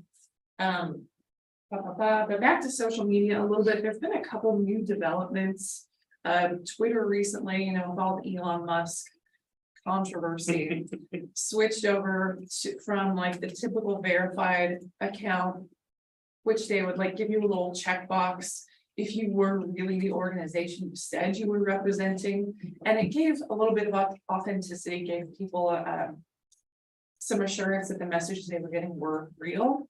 And they changed that from a verified service to just a paid service. So people were impersonating accounts and things, and that turned into a big mess. And now for some reason, Meta, which is the parent company for Facebook and Instagram, has decided to go that same route. So we have a customer service representative who's dedicated to government accounts in our region. I don't know if that's going to change, but that person was able to verify all of our accounts. We have 6 Facebook pages that the county operates. And they went through and they gave us the checkbox, said, yes, we are the person we are claiming to represent. And it's starting in like New Zealand. They're soft launching it in a couple countries, so we don't have to deal with it yet. But perhaps to keep that verification, it's going to cost us between $11 and $14 a month per account, and I don't think that's worth it. But I'm waiting to get more information from other colleagues, see what Facebook's really going to do. On the articles I read, they said we're not going to change the ones that are already verified. But they're just looking for ways to make revenue, quite honestly. They had a Yes, they're not getting $600 million sponsors anyway. yeah, like a $600 million deficit last year. So they're finding ways to make more revenue and they're trying to get it from us. But I don't think that's worth it. But we'll talk about it some more. I'll do some more research and make a recommendation. But that's a lot of money. And then I shared a little bit of data. I wish I'd had comparison numbers for all of our different accounts from last year to this year. But just to give you a little snapshot about the number of followers, the number of people we reach. And last year when I first started as part of class, I talked about how these numbers are pretty typical for government accounts, that social media is about connecting with friends and relatives, and that people don't necessarily want to hang out and be friends with the government. It's a tool to get information out when we need to, but just in the same way, people aren't coming to our lobby to hang out. They're not coming to our pages just for social interaction. So the traditional media outlets continue to be our best method for getting information to the public quickly. We had a good example yesterday of the first drug court graduate. And we sent the notice out just the day before, which is not the way I like to do things. But all of the local media outlets were there and covered the story. It was on WFW, KSNT, Eagle Communications was there, the Mercury was there, Keyman was there, and it happened within a day. And that's going to share the good news about a successful program. So better than we ever could, even with paid advertising on social media. So I continue to invest more of my time to keep the media informed and keep our website up to date. But you have to do social media in the downtime or nobody's going to follow you in emergencies. So love hate still. That's pretty much. But we do have some paid advertising. I'm working with the health department on a grant they received to kind of relaunch that medical reserve corps, and they've got some money to spend. We're going to help them with recruiting in the whole Wildcat region, so that's the Tri-County area, and they've gotten some success. People have reached out, and a few different groups, student groups at K-State are interested in volunteering. So the goal is to have medically trained personnel volunteer, go through background checks, go through some emergency response training. So if there were ever an incident in our community that required some medical response for the public, even small things like there's a flood and we need a team of nurses to do tetanus shots. And so we have a deployable resource in this medical reserve corps. In the downtimes, they can help with kind of annual flu shot clinics and outreach events to kind of keep them active. It's a good way for students to add things to their resume. But so we're going to invest in some advertising dollars and getting them fruits there. But lots going on. Always. Do you guys have any questions or suggestions? And I'm not wanted. I've had two different places last week. People talked about the Instagram. I don't know. Yeah, and on what it is, but Yeah, that it's kind of fading away. It's not used that much anymore. So that's younger people still tend to use it. They're more on Snapchat and TikTok. That's probably one, if you want to connect with the younger generation, we're going to have to think about at some point in time. Which one? TikTok. That governments is really not, like, federal governments aren't even allowed. No, I know a state's talking about it too. They're banned from the state sites, but I don't know. That's a real love hate. Yeah. There's one way I'd like to wade into video, and I was even talking to Baldwin. It's YouTube. Like tutorials are all over YouTube. Should we make a little, like, these are things to have in your emergency kit? That'd be an easy video to make some like video content to share on YouTube and put on other platforms too. But what are other useful things we can do with our capabilities? But yeah, TikTok, really. Should we have more of a county presence on Nextdoor? Oh, we do. I use them quite frequently. Oh, okay. I haven't seen anything from us specifically on there. Am I missing something? well, I've seen it and I don't go on it. Oh, okay. I've seen Yeah. stuff on there. And maybe I need to change something in my settings and have certain notifications coming to me or something. I don't know.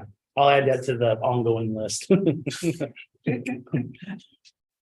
But thank you very Thank much. you. And we'll talk about other methods too, but I might arm wrestle you about it. Okay, no, it's fine. It's fine. Thank you. Thanks, Vivian. Next, we have 10:20. Okay. I don't know if you got in the email that I talked to you that Auburn news. Yeah. Statement. Is it? That's why I haven't been getting. Look in your Must be junk, going to junk. look in your junk, it's all in there. I told him, I said, here's the thing, I said, I think we pay for that. We do. We pay for that and it's getting blocked in the. I wasn't getting And it, he was gonna so. look in, and I hadn't noticed That would probably solve my problem. because, I mean, I know in the off season, we get it once a week or something, usually this time. Yes. And I didn't think about it until I didn't think opened about up it and instead of having junk mail, I looked at junk mail, had a whole bunch of them.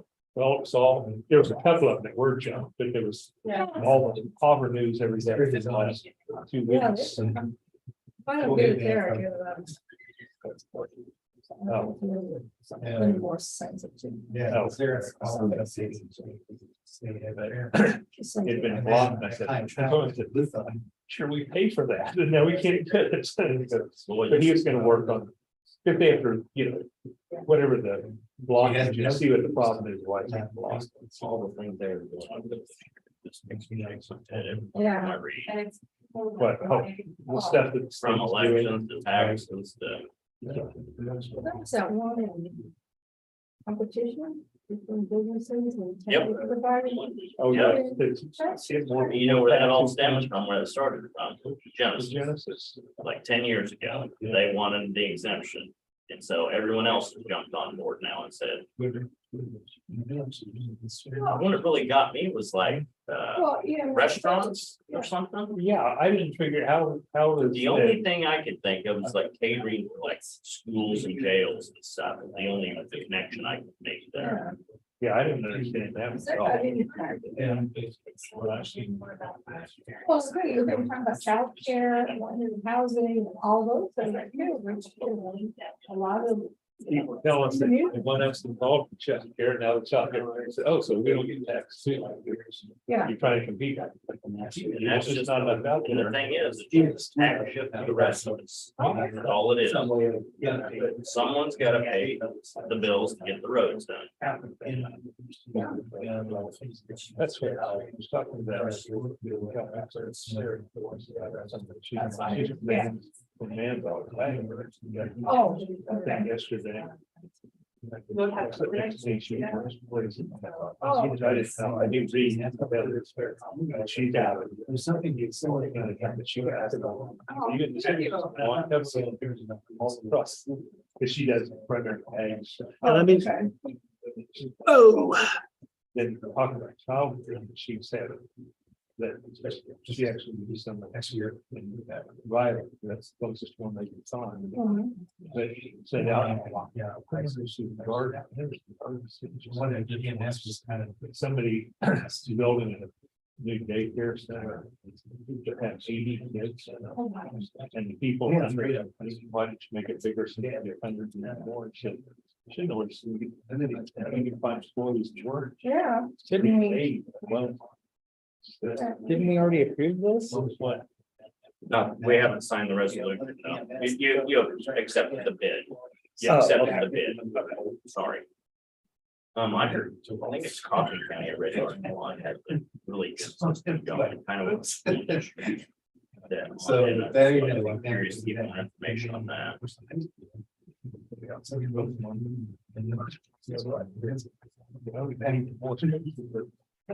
She was. Yeah, and of course, we went to a small family, you know. Yeah. The grandma likes ice, and that's why we use. When I was a teacher, you don't need this. This person, and girls ever had parents. And I think that the office is.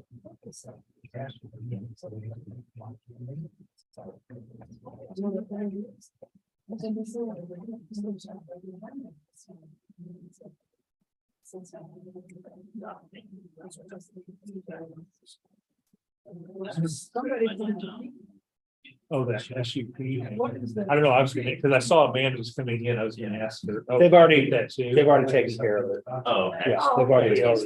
Yeah. Yeah, Daryl, you ready? I don't know an SUP application. If they haven't invented a special use, how do you know? Okay, that makes sense, special use permit. Oh. Oh. All right, that makes sense. But did you forward on that? man? Yeah, and then they'd already reached out to him. There's so many. Oh, same, yeah. I was gonna say, but I saw on the agenda today, I thought I'd just ask. Morning, Commissioner. Morning. Your leading budget and finance officer. Today we are presenting the High Point Road GO temporary note resolution. Number 022323. And I don't know what the last two. Here we go. You have earlier approved the bid from Kansas State Bank. This is basically all the paperwork that goes along with that. As earlier, I hope your wrists are ready. There's a lot to sign. It's all just the sheriff? Oh. No, it's all three. So anyway, this is for the 161,000. So John can build a road. The resolution said High Plains. High Plains Road.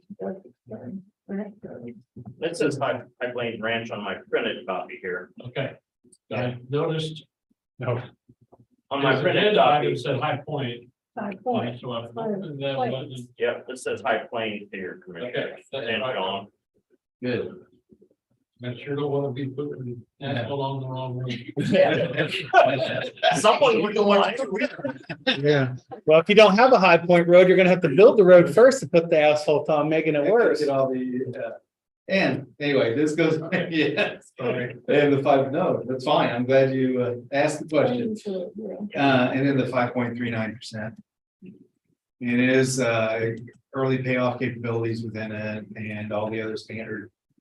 Of course, Mary's looked at it, Lancy's looked at it, all the legalese. And I looked at it, the numbers. So I know on all these and even that one that you all get to sign, the number. We did have to make a couple other changes earlier. So anyway, that is what you have before you. And John wants to build a road. Not today. We need a motion for the resolution, so everyone can get busy signing. I'm gonna first make a motion that we use our stamps for this particular resolution. All in favor? I had a commissioner that did that once on these documents. He can't imagine who it was, Mr. Bob Newsom. The man did. They promptly sent him back. Okay. Oh, yeah. That's because you didn't make the stamp look real enough. Nancy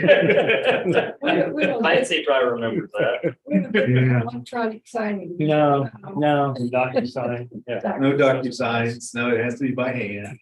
Sorry. All right, I guess I'll move to approve resolution number 022323, a whole bunch of twos and threes again. Resolution authorizing the issuance of a county general obligation bond series, the 2003, in principal of the amount of 161,000, specifying the terms, details of the bonds, and providing for the levy and collection of special assessments or general taxes to pay principal and interest on the bonds when due. Second. Okay, it's been moved and seconded to approve resolution number 022323. All in favor? Aye. Aye. So you all got a lot, but I have probably double all of you. I've got the one green form I have to sign 3 times, which has never made any sense to me on the exact same form. Okay. Maybe we need to add a form that says you've actually signed the other one 3 times. But you know what's gonna be good about this time? It's on card stock, so it'll be easy to move around. That form, I've never understood that. I think there was another extra form I hadn't seen on your other documents in the back too. A tax one or something. Thank you, commissioners. Have fun. Thank you. Next, Commissioner, you have Amanda with Thanks, several items It's gonna at be a while. 10:30. Yep, you're doing advertising. Now I know why his was scheduled for 10 minutes, because it's for us to sign. That'll take longer than that. Yeah. Pass these off in seconds. Okay. Well, just give me a Thanks, moment to Carol. do what I need to do.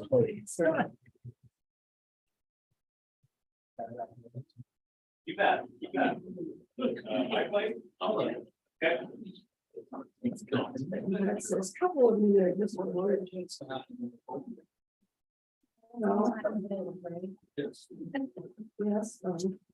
Whatever. Just look at everyone.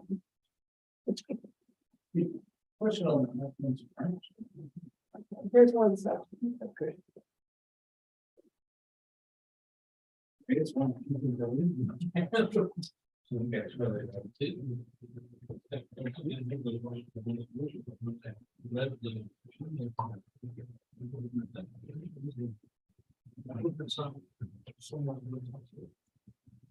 Oh, my road. Sorry. Yeah, exactly. We have. Mhm. Cool.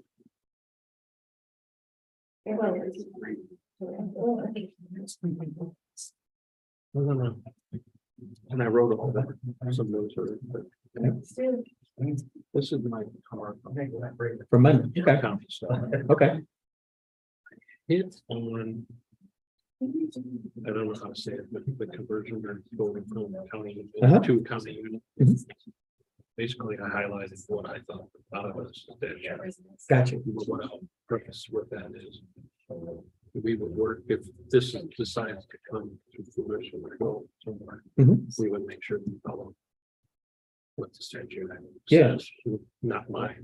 Oh, exactly. Generally, Yeah, that's, you can always, you're always free to do that. I didn't go ahead and throw that. Yeah. Sure, well, I'm glad you're it is. showing me this. Because Mom and I haven't sent this to you. that's okay. Can I make a copy of it? Yeah. Yes. If you want to. I You don't want to mind? give that to you. I started, I know it's on it too. Sure. No, I'll give you this back and. Okay.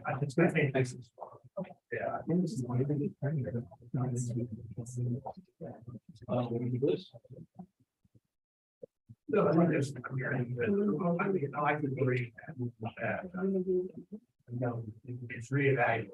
Yeah, it's good. I'll send you the. I think I love myself. It's actually, it's a long stay.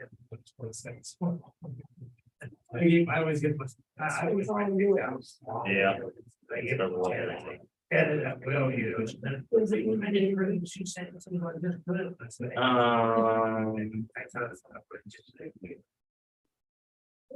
I told them. They're all sectioned together, so that'll be good.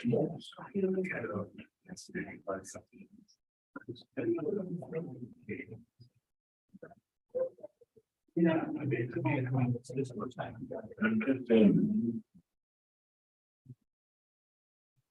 You and me. Yep, there are some like that. Let's be split here. It's fire that's go well. Okay. Now, bad.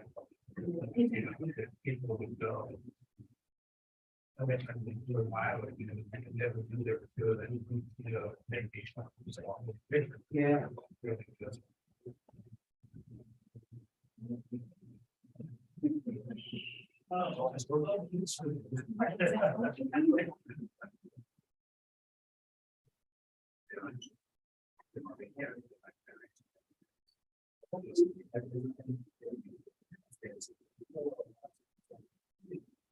Someone trying to roll this.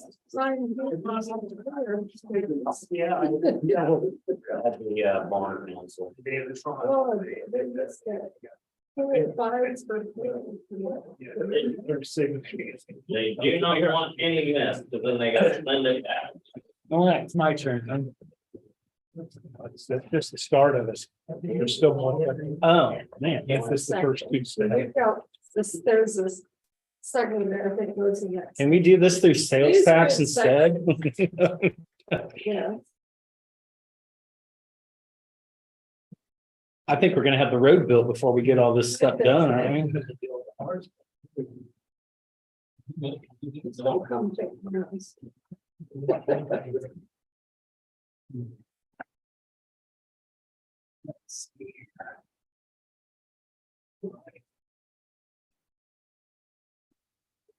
Oh, I'm supposed to be signing, good lord.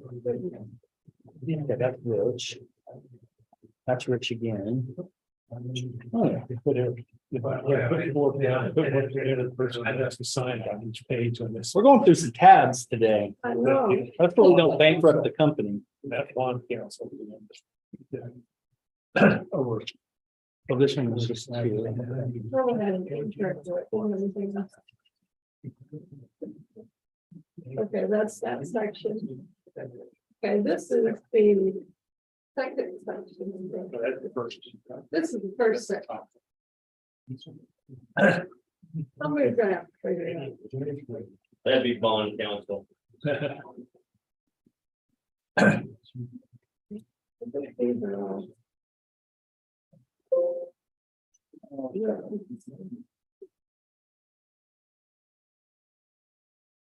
We're getting to the bottom. Well, they get paid big bucks.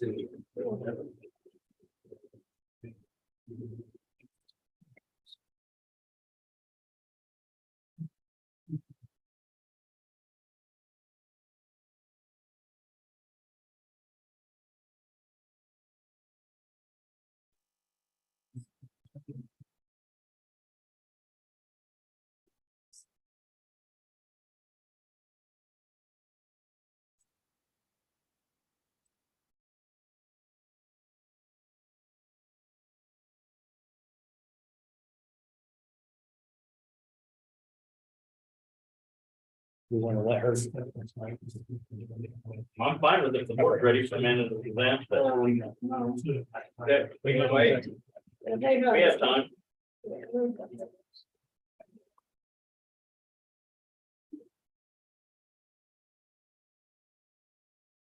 Oh, that's right.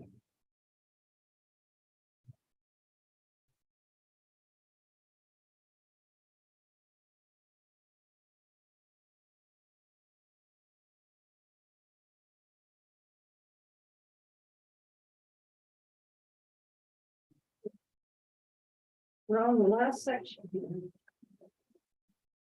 It's just, it's the service side. I know, I'm crazy. And we only just have to sign the opposite resolution.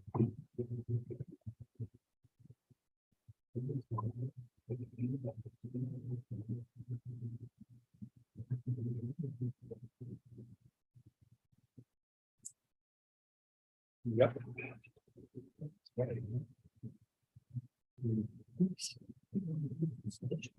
Any one thing.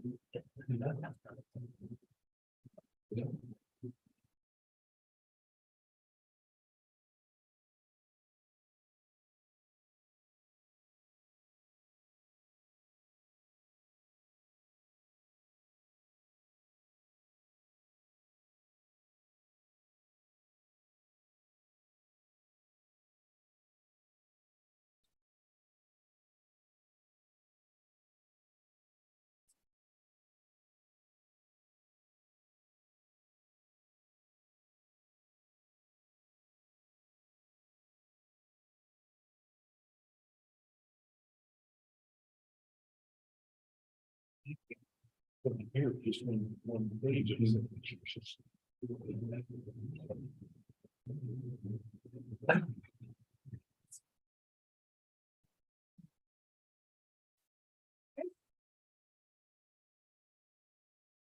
Arrest. Yep, they'll come after you too.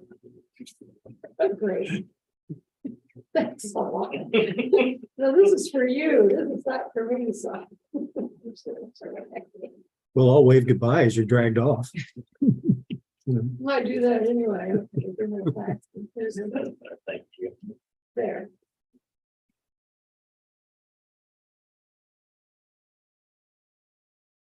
Ready, commissioners? Are you?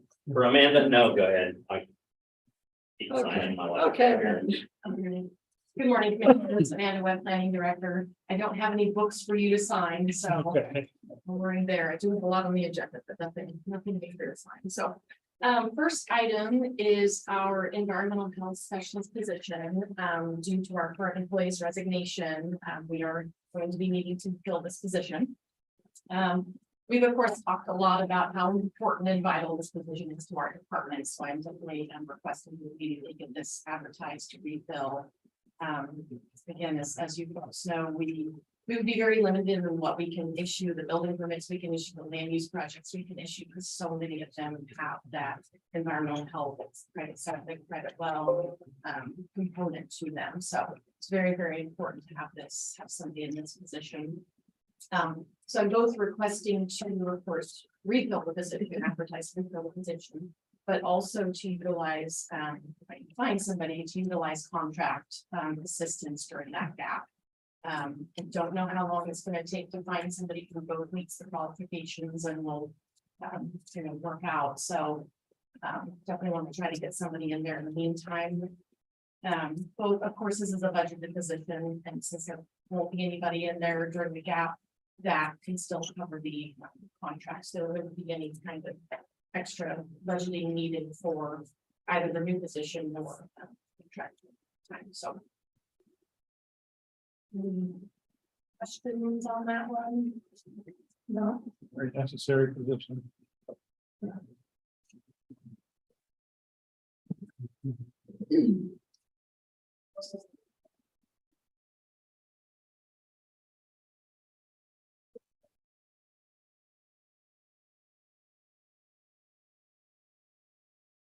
And that you hired someone part-time. So we're That's, working on it to fill our clerical assistant position. Oh, Yes. Something that we're working with to go through the process. Oh, okay, that's what I got. They're not quite in yet. Okay. Hopefully soon. So there's not gonna be any overlap or anything on this? There's not gonna be, his last day is March 10th. Okay. Sadly, there's no way I can get somebody in there by that time. So unfortunately, I won't be able to. It says on here March 13th. Right, so that would be the first day that the position is set. Okay, it's open. Oh, it's gonna Chance, okay. right. Okay.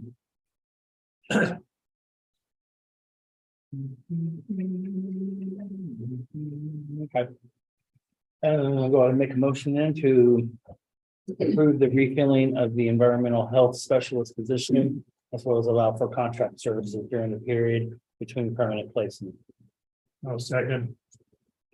Been moved and seconded to approve the refilling of the environmental health specialist position, as well as contract services during the period between permanent placement. All in favor? Aye. Aye. Commissioner, so three sign, please. Thank you very much.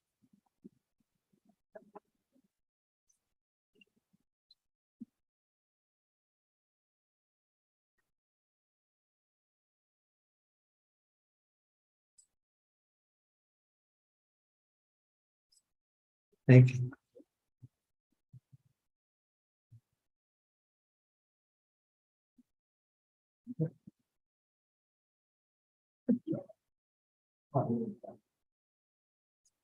Oh, okay. So that's what. Okay. Thank you. Good, okay.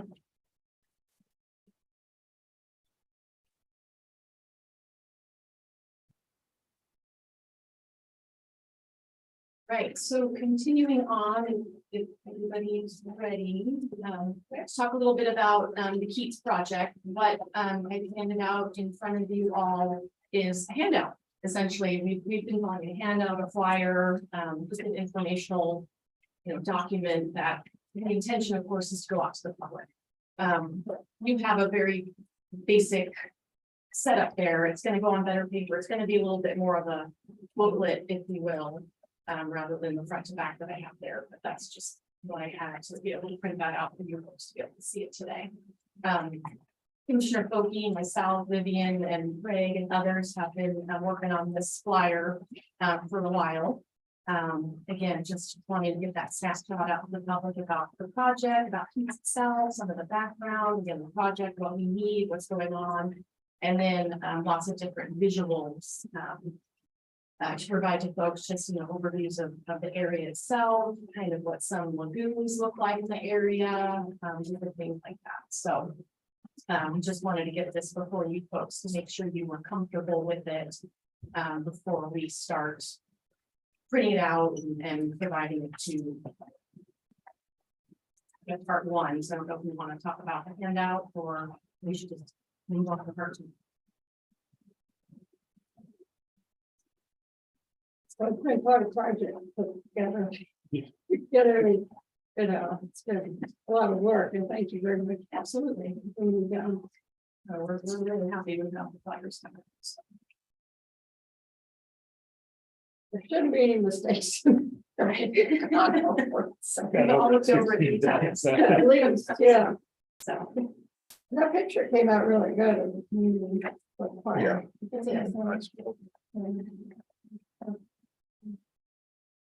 So there were several choices. In that, yeah.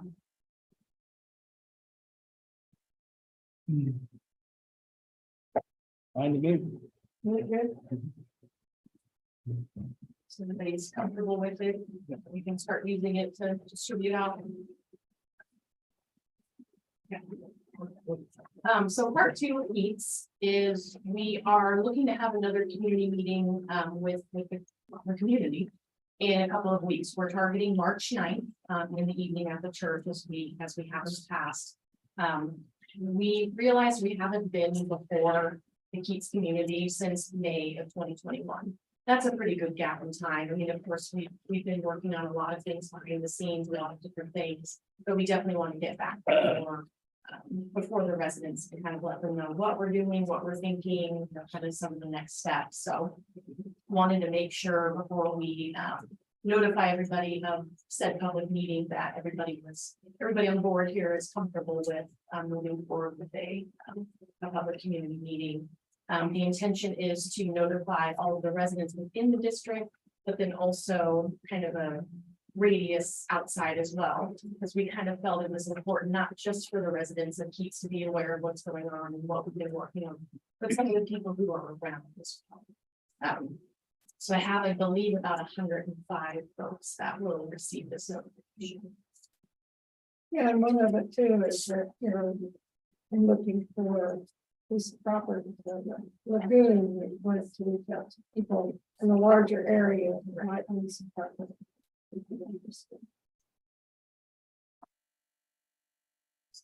Everybody is comfortable with that. We're gonna get those letters out today to give people heads up as soon as possible so they can get that on their calendars to be able to attend that meeting. I'm okay with it. Yeah. That's fine. Okay. Thank you very much. Anything else about Keats questions or anything else while we're on the topic? That meeting, you can let them know that you found the location, but not We're not specify it or go. Quite there yet. Oh. I mean, we'll of course talk a little bit about that, that we're still working on that, we're still working on funding, we're still working on location. We want to be a little bit careful about, kind of where we are. Well, I knew what, that's why I didn't know how far along. We have still kind of in process. So Right, yes, still kind of in process. Okay, all righty, the last one is fees. We always have a good time talking about fees. To get down here, I'm actually just gonna go right to the layout here. So of course, as you folks know, we've spent several work sessions recently going over the different planning and development fees. We broke them into the different categories so we could focus our time on each when I was before you at each meeting. So what I have here is kind of wrapping everything up.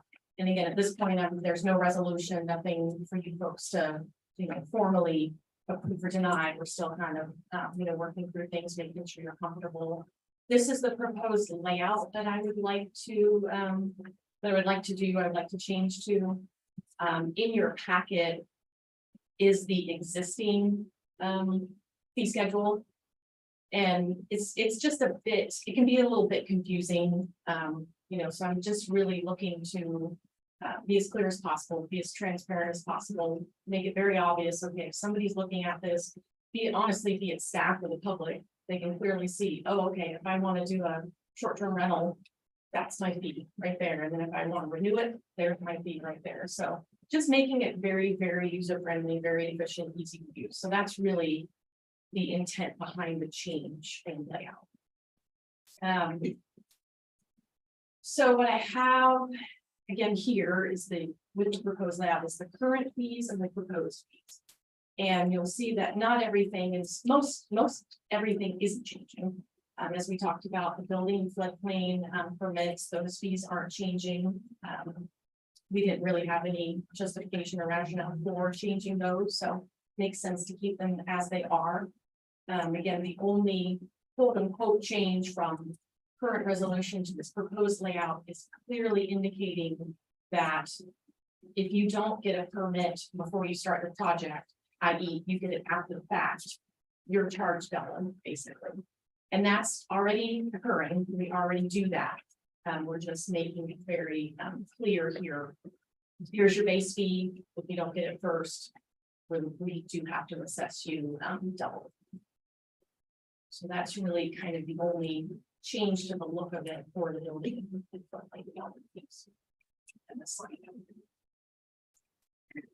Land use, we talked about a few different items. The administrative adjustment and the exception are new processes with our land development regulations that were effective January 1, 2022.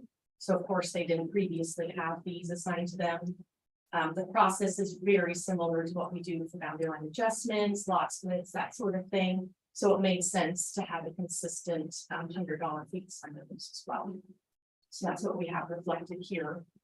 The other one, I guess I didn't, we have it out here, but just to clarify with the special event permits, we have a type 1 and type 2 process that we go through. That's staff driven. We do that in-house, if you will, and that's $100 fee. If you have a type 3 special event, that's something pretty big, pretty major. So that will go through a conditional use process, which goes before our board of zoning appeals. That's how it is currently. There's no change in how we're proposing to do these processes. There's no change in the fee, but I just wanted to clearly indicate that if you have a type 3 special event, you're going through a conditional use, then it's $400. So that's what that is about, just being very clear about what fee would be about. The other change, if you will, and it's a little bit hard to see, but basically I crossed out where it says easement vacation, I crossed out easement because we're just going to say vacation, because as we talked about, it's not just easements that we can vacate, it's roads and other things like that, plats. So we want to just kind of be a little more generic with the term vacation rather than specific to easement vacation. So again, just all about clarity. Just being very, very transparent about what we're up to. The other thing we talked about, and I added here, is the land use petitions that require public hearing, newspaper publication of notices, public hearing that get published in the newspaper. We talked about assessing an additional $50, flat fee of $50. And then any land use petitions requiring the resolution to be published in the newspaper, which that's only a handful of them. That's only a couple of different processes, would be assessed an additional $50 as well. Again, as we discussed, that doesn't cover the cost of what it costs to publish in the newspaper, but it kind of offsets a little bit without putting too much on the public. So just kind of even that out just a bit. So that's what we talk about there. Under licenses, we changed our excavation licenses to match our short-term rental and agritourism licenses. We are going to assess a $200 initial excavation license fee, which is equivalent to the other licenses because the process is the same that we go through. And then renewal excavation licenses will be up $100. So they'll pay a little bit more upfront, but pay less as they renew the excavation license each year. And again, that's just looking to be consistent with the other licenses that we do that are the same license. Mobile home parks, we talked about, they're a little bit different from the previous 3 license types. We talked about how what we assess now isn't nearly enough for all the work that we do. And again, I do want to reiterate, this isn't about making the public pay all this money and getting as much as we can from them and cover every single cent. But if that's not what I'm trying to do. But I am trying to offset our costs a little bit, considering how much time the mobile home park license, initial and renewal takes. We have to inspect all of the spaces, all of the units, the park itself, and do all of that, and that does take a lot of time. So what we talked about was an initial license fee of the $150 plus $5 per unit over. And that the intent, of course, behind that is to divide the more minor mobile home parks, if you will, which most of ours are, I think most of ours are 5, 8, 16, definitely well under 50. But we have one that's well over 150. So it's not really fair, of course, to assess them the same, because while the process is the same, a lot more work is going to go into that larger mobile home park than the smaller one. So that's what we were looking at to account for that difference in work. So, and then to do a renewal, would be the 75 for the base plus $5 per unit over 50 units. And I did put a maximum in there. We currently have a maximum of 300. I bumped it up to 500. So then at least people know they'll never pay more than the 500, because it can get a little steady. So and I'm just rolling along. So if you folks have any questions or comments, concerns, please stop me. The other one we looked at was our wastewater system installers. Right now, we assess the same fee for whether you're standard or alternative system installer, and you have to be a standard system installer in order to be an alternative system installer. But right now, we don't assess an additional separate fee for alternative installers. And the process is the same. We still have to provide several hours of training. We have to administer and grade essentially an exam. We have to go out on site and observe the first install. And alternative systems are more complex, of course, than standard systems. So it's going to take more time to be out in the field to evaluate and review the installation of those sorts of systems. So we talked about adding a fee on top of, people can still just be standard system installers. They can stop at that. They don't have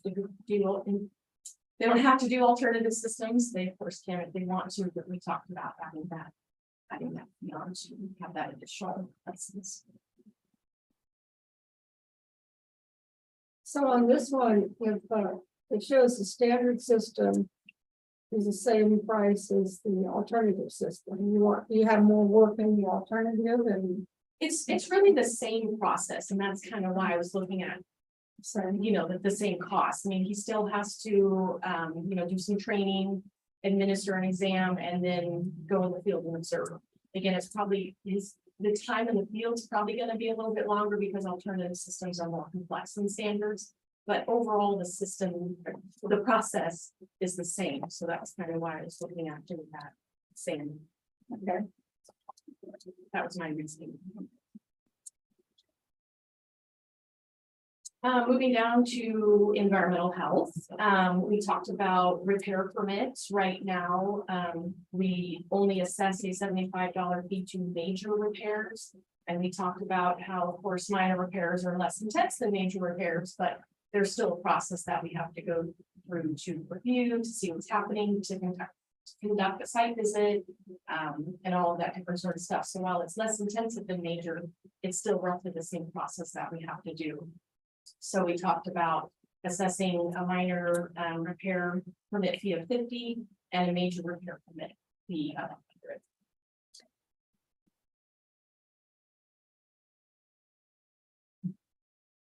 And then you will notice that daycare inspection is in yellow, it's highlighted.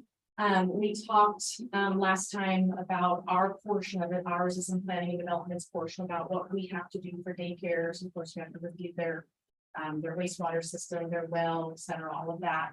And right now we only assess a fee for our portion of it just for the water testing. So we do the bacteria and nitrate, so that's $11. We talked about adding a fee to that, again, in addition to what the health department charges. And I know there was some concern amongst the board about adding more fees for daycares, because of course, we do have some difficulty having those facilities in our county. So I kind of wanted to bring that conversation back to see where you folks want to land on that. If you want to change that, or if you want to just leave it as is, I just wanted to make sure we kind of close that loop and had finished that conversation so I can reflect properly what you folks would like. I'm not gonna be as close. Leave it as nothing. Is that something? Pardon? You get, if you do that every year, is that right? For the daycare Yes. ones, Yeah, it has to be when they renew it every year. Right, and again, these are only for the ones that are, these are mostly for the in-home, the smaller ones. that Yeah, are on small ones private that are systems. outside any of the incorporated cities. Right. You know how many? There are even. A handful, I'm Okay. pretty sure there's definitely less than 5. It's many. So, What is their fee with the health department? Yeah.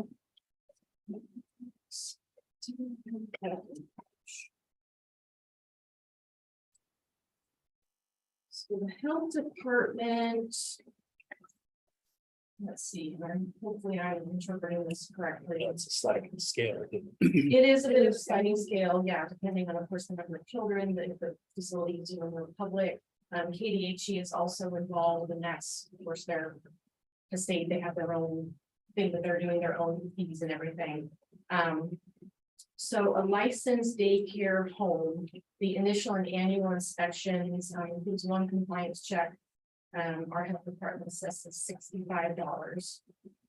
And again, that's just the basic, like Commissioner Ford said, it's kind of a sliding scale of those different things there. So, but really, we would only be involved with the basic license.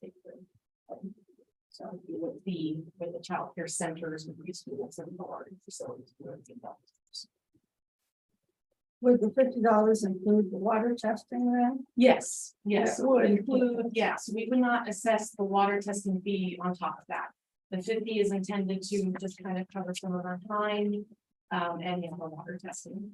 But you're talking about just a handful of them, and you're charging them 50 where you're not charging anybody else without that. And that, for them, that's almost a 40% fee on top of everything.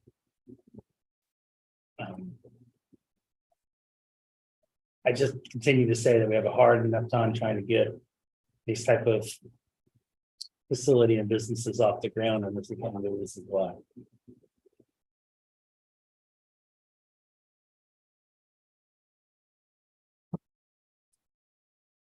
Would there be and pardon me, an initial when they, this is the renewal, is there a startup fee for a daycare?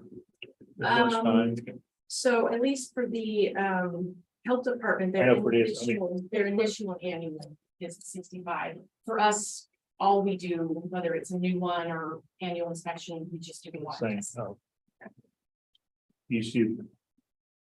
You just charge for the water test. Correct. But Yeah, not for and the- that's $11 not for for both the tests. lagoon or whatever. Right, Sewer, yeah. whatever. Sanitation. Yeah, it doesn't matter if it's a standard system or a lagoon, as you said, Lagoon or- we'll still do the inspections, but we don't charge.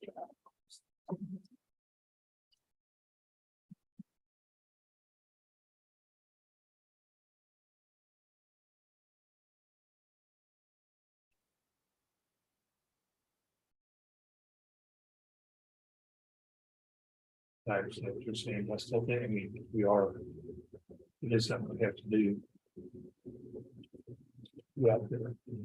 Probably didn't even cover a cost, just have someone drive out there and back. but- It doesn't. but Okay, let's make it $15, so it covers the cost of the test, and it adds a little bit for driving costs. Yeah, the tests are like $26. So the test they don't is do first aid. 11, They only do. because we do bacteria and nitrate. Bacteria is 9 and nitrate is 2. So it's just the 11 that makes sense. 375, less than 50. I understand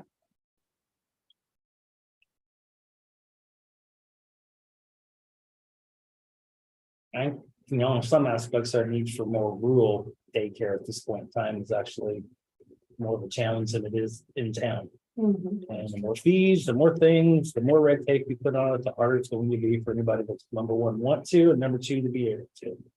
And that's just the fact. The more fees you have, the less likely they're going to be licensed. Well, that's. I mean, that's That's the health department there. Yeah. But you're already being charged $65 and then come out and expect a sewer system for 40% more than the $60. That just doesn't make sense.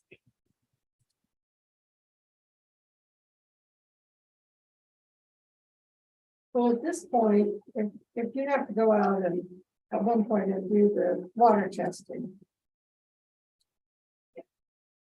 You'd be out there anyway. Correct. Yeah, it's not like a separate trip to it. Correct. Yeah. but they're doing it now. They're just not charging. Just not charging. Right, yeah, it would They're still doing the just be sewer one. inspection. I mean, of course, like with anything, if we see an issue, we would have to follow up, and go back again, Right. but that's Yeah. like with anything, so. But yeah, generally, it's just the one, we do, the whole review while we're there, we grab the water and bring it back to do the test.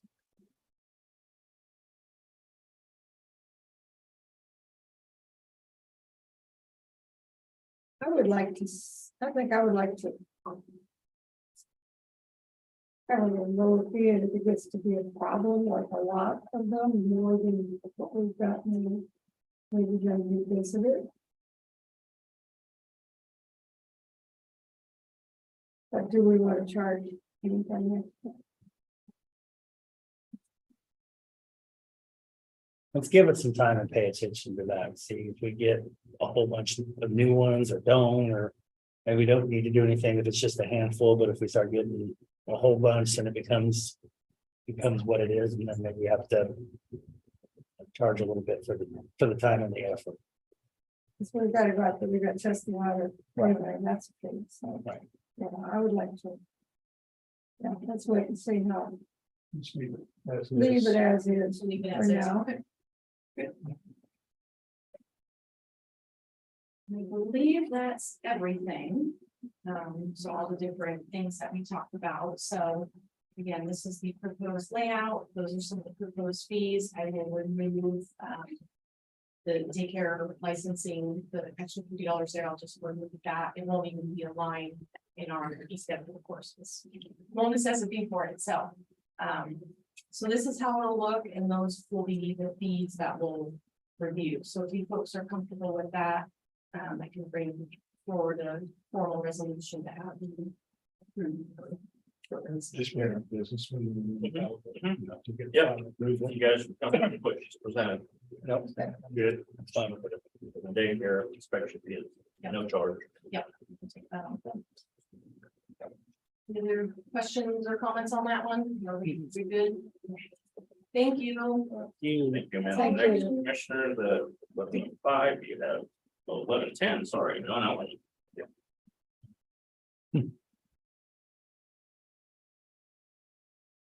Mr. and Mrs. Porter. We're good. How are you doing? All right, weather change on the floor. What?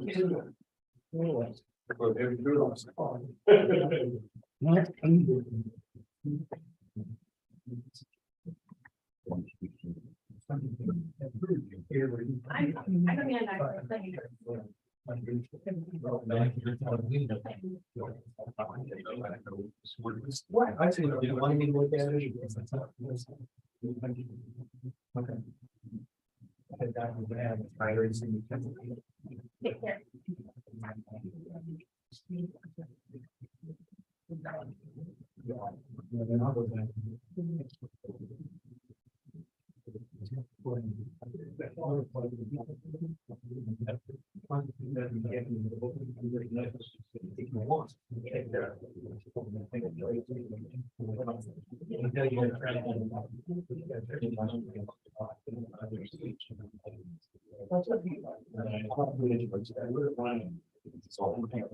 I mean, it's.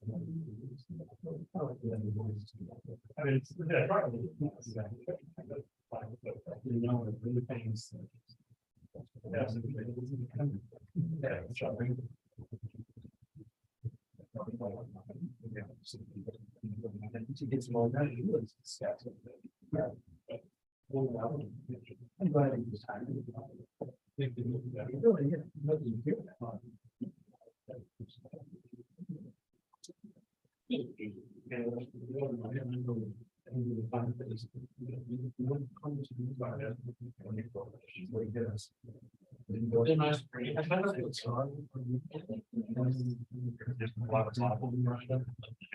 Just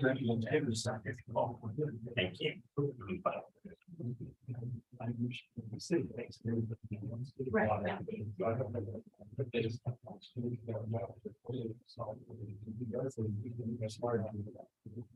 She changes his phone, takes it out of cell phone.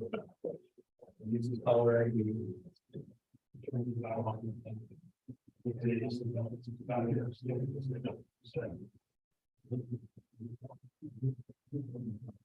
Yeah, I'm gonna have a party. Yeah. I think that send it to me with them. Just trying someone. Time to game Saturday. Time to game Saturday. Don't wait, I think these. I don't know. I can't remember. I've got home games, I've got on my calendar, and I can't get on. Yeah, well, on the outside, I actually use, and I talked to Courtney about that, he said he'd look at it, I see why, but there's a message board attached to it, and I think that's probably why it sets off something.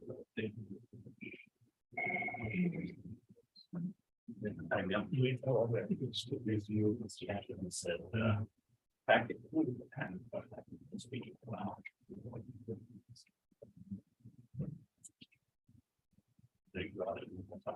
Any comments?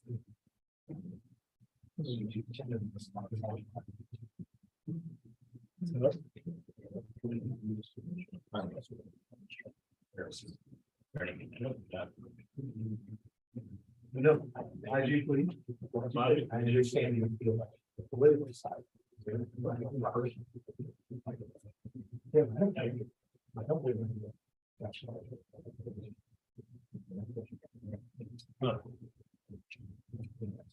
And it's funny when the three kings. It's fairly new.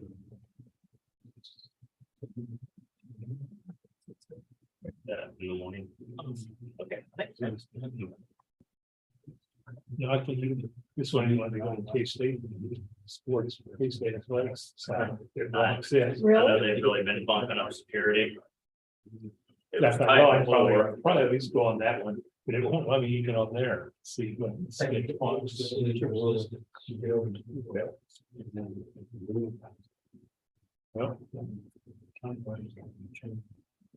I knew AFS at the end of the block.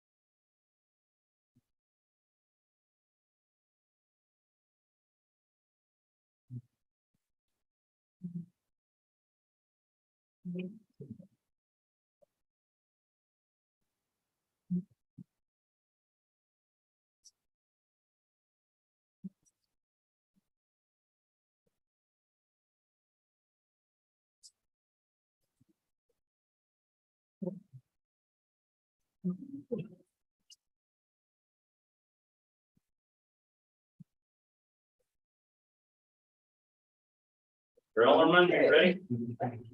Good.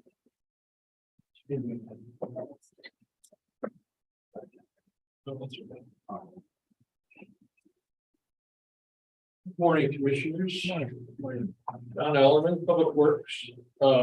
Today we have a hearing for the vacation of some roads there in Wallace City. We've seen this in a memo. Wallace City was originally platted in 1887. And since then, probably they either weren't built or have not been maintained or recognized where there's not, doesn't even look like there's a road there. Being said, Mr. Porter has the property on the east side of Wallace City and his request to vacate certain roads there.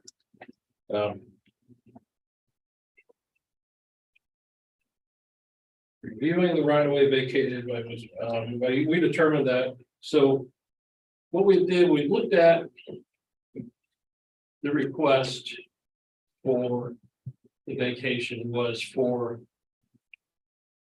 3rd Street, Garfield, and this on the GIS maps was labeled 4th Street. As we looked at the plat of the town, 3rd Street, Garfield, that 4th Street that was labeled there, the measurements of the city, the blocks and the blocks, that's really the alley. It's the measurements from that to show up where the blocks would land and the road right of way that's shown on GIS is the width of the alley. So, as doing so, we changed that resolution to recognize that fact that it's not necessarily 4th Street, which should be right about in here. It's the alley along this block 13. So there isn't a 4th Street. Now, 4th Street has either been vacated before and replat or something like that. This big lot here, partial. So what they were asking for is the property that butts up against Mr. Porter's property, which are the roads that butt up against the property being vacated, which is the alley, Garfield Street, and 3rd Street.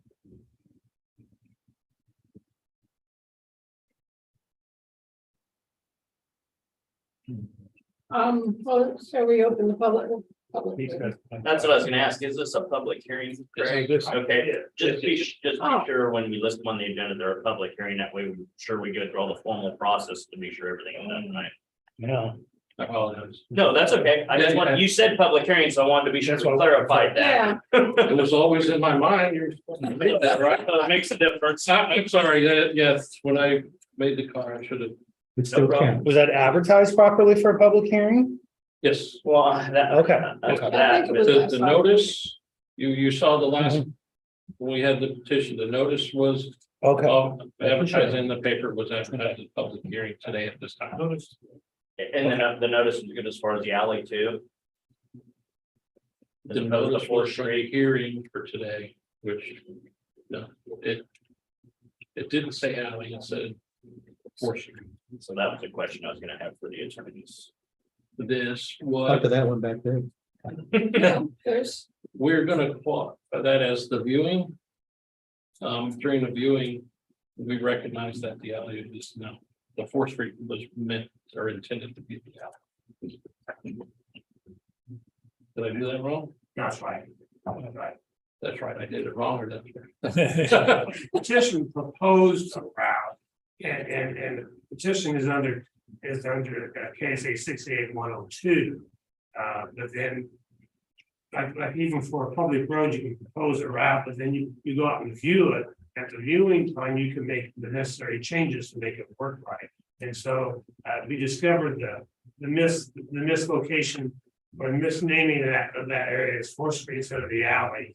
So as viewers today, you can take that adjustment into consideration and adopt a resolution that shows that we're vacating the alley at Block 13. So that's part of your viewing rule today at this public hearing.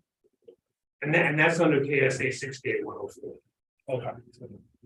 And that's cited in the resolution. That viewing aspect that makes this adjustment is cited in the resolution. okay, thanks for that clarification. Do we have any public comment? Did we officially open the hearing? We did. Catherine did, Okay, yep. that's right.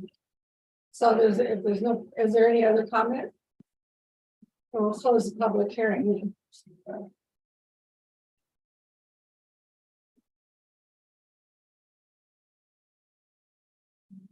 To me, this just seems pretty standard and basic at this point in time. Just given everything that we know. I don't have any issues with it. Get a motion for resolution. Want to make sure anybody else. Yeah. Oh, okay. Okay. Let me get to the right resolution number here. And I'll go ahead and move to approve the resolution vacating a portion of Third Street, Garfield Street in the alley block 13 right away in Bala City and Riley County, Kansas. I'll second. It's been moved and seconded to approve resolution providing for an order vacating a portion of Third Street, Garfield Street, and Valley of Block 13, right away in Valley City, Riley County, Kansas. All in favor? Aye. Aye. All three sign, please. When does that officially take place? What? Register with register deed? File with registered deed, yeah.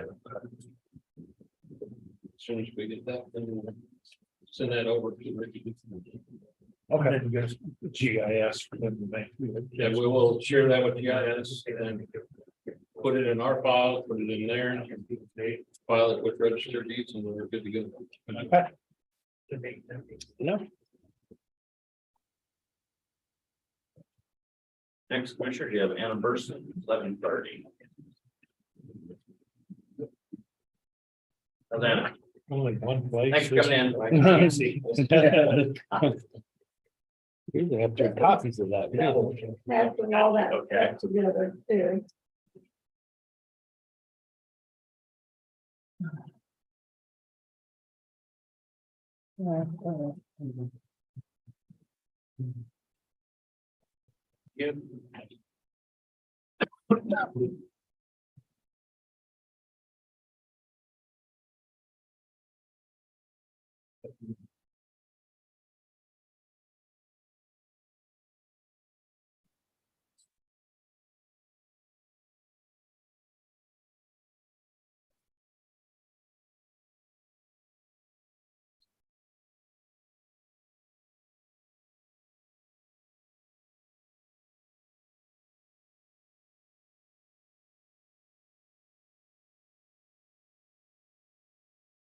Figure better early than late. Right, that's right. You never know how long it's gonna go.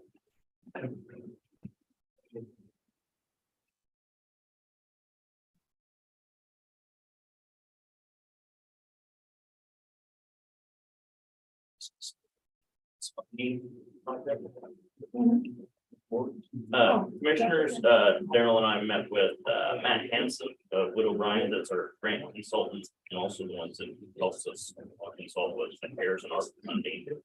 We're hoping by February have an indication of federal funding available. The state has all of the funds. They even have the program outlined, but they have not released it to apply For the wastewater. for Keats and for University Park. There's 2 programs that it's eligible under your federal funds. And they're actually contracted with the state on it. He says he doesn't know why the state hasn't done it up yet. If it's just trying to fine tune the press conference release or whatever, but so hopefully sooner rather than later, but everything's in place. So they just have to announce it, open it up so we can get our grant application in. What department has to do that, or is it the government? KDHE. Okay. Do we need to call somebody? No, because the legislature is the one holding up the funds at the moment. So what they're gonna tell you is, we'll get the information out as soon as we know what the dollar amount's saying. So That's not. Yeah. Well, we have the number that we had a project. Yeah, we're probably gonna have to review that too. Price of the entire project. We'll probably need to re-review that before we put in the application. There was. Yeah. Numbers. All the different options, you know. and the- You already brought. and that I think, That's it, but I think. They haven't been updated for a while. So, But the state doesn't even know those numbers because they haven't opened up a portal where we can submit it. So, yeah. The state has all the money though. Yeah. Well. That's what it is. Yeah. There's nothing they like.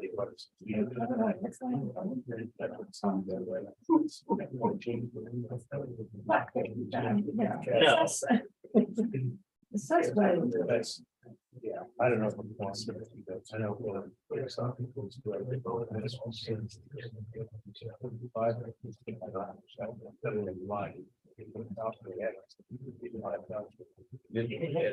Have it be your low. I told this, but I did that was. But I looked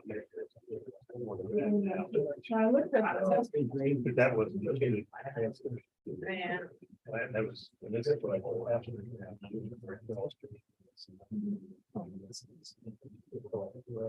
Yeah, it's not real.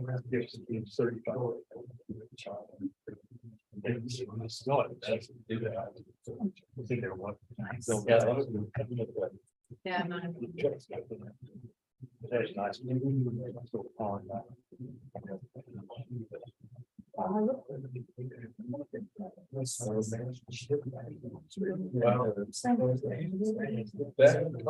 See, I already have it. From Mr. Hammond. Well, That's not you now. Yeah. Oh, yeah. And Mr. Hanson also looking for some funding to assist with clean up of the old firing. range as well. Oh, good. So he said there is a source for that. I've got another one I need to add to the list, but I'll talk to you about it. That was different. Yeah. Got it on my list. You almost says a car, it's like you say,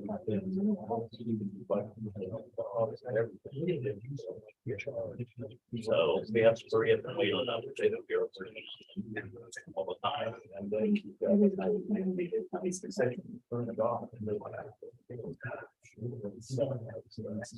Frustrating. Yeah, he said he's seen the plan. They have a plan already. He says, oh no, there's finalize the press release, but he says it's ready to go. Because they are the same company working, they just do all that. Yeah, contract. Because this is.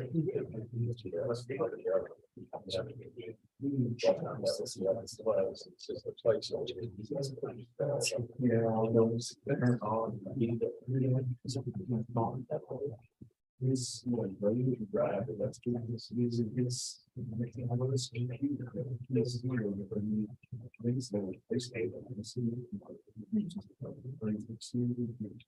Yeah.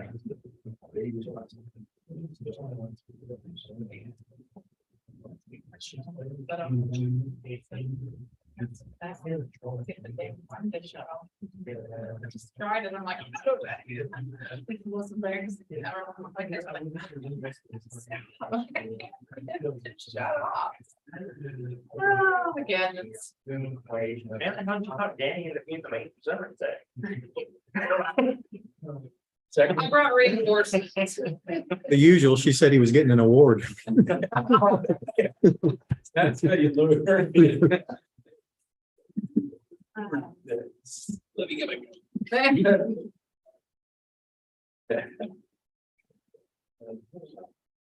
So you're good to have a. Back up, Back up. reinforcements, brought your heavies in.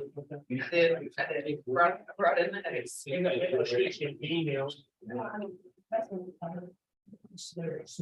What you don't know is Danny's gonna listen to your daughter when like this. Cheer if you're. Do a little baby. That would be much more entertaining than that, but Well, Now, if you can choreograph it with the actual speech, See, there you go. see, you didn't think about a good way to get that information to people, did you? Dance.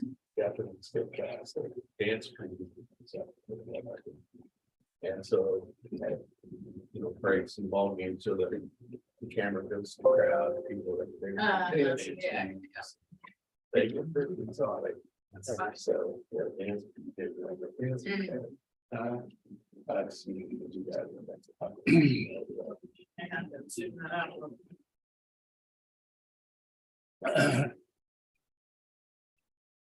Putting PowerPoints in there was a little challenging, so I made it a PDF, and that actually worked a little better.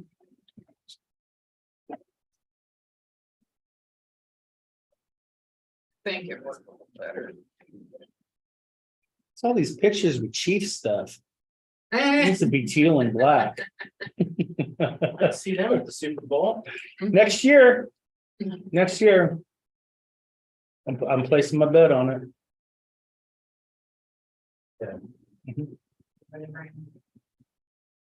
Crazy about it, though.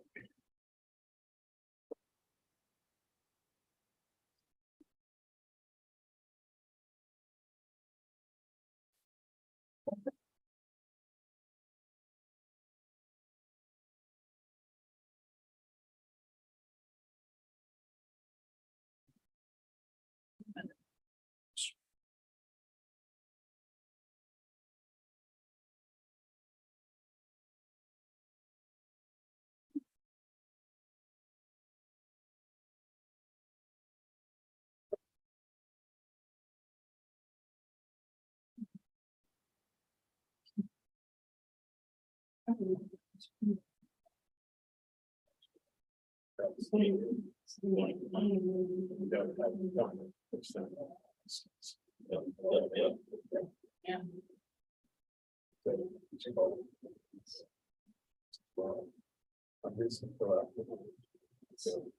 That's good.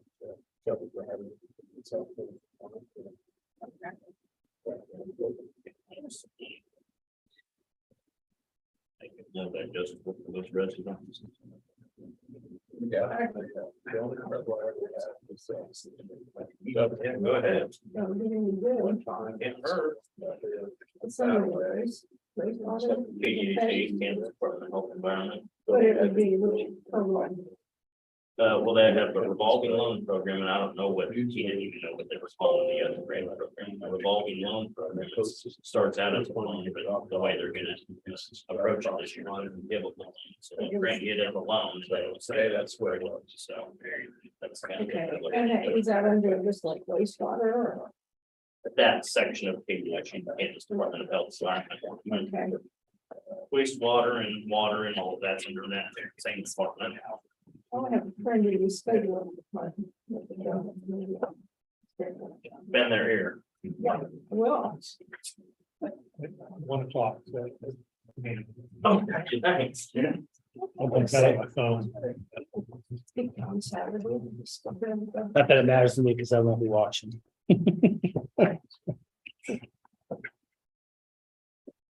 I'm tempted to listen to it on the radio, but I don't want to jinx anything. I didn't watch it either, so. Saturday, I'll listen on the radio. I don't mind staying there. ESPNU. That's what it's on? It's a step above ESPN Plus. But it's still. Yeah. Actually, I like ESPNU a little bit more because they actually talk about the colleges themselves. Yeah. I'll give a shout out to like Varsity Donuts or, something like that, but.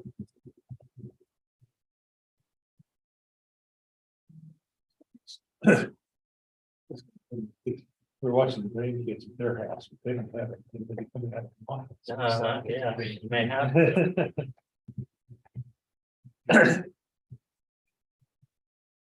This world is kind of in a world of hurt the TV right now. Parent company that owns Bally's is going bankrupt. Yeah.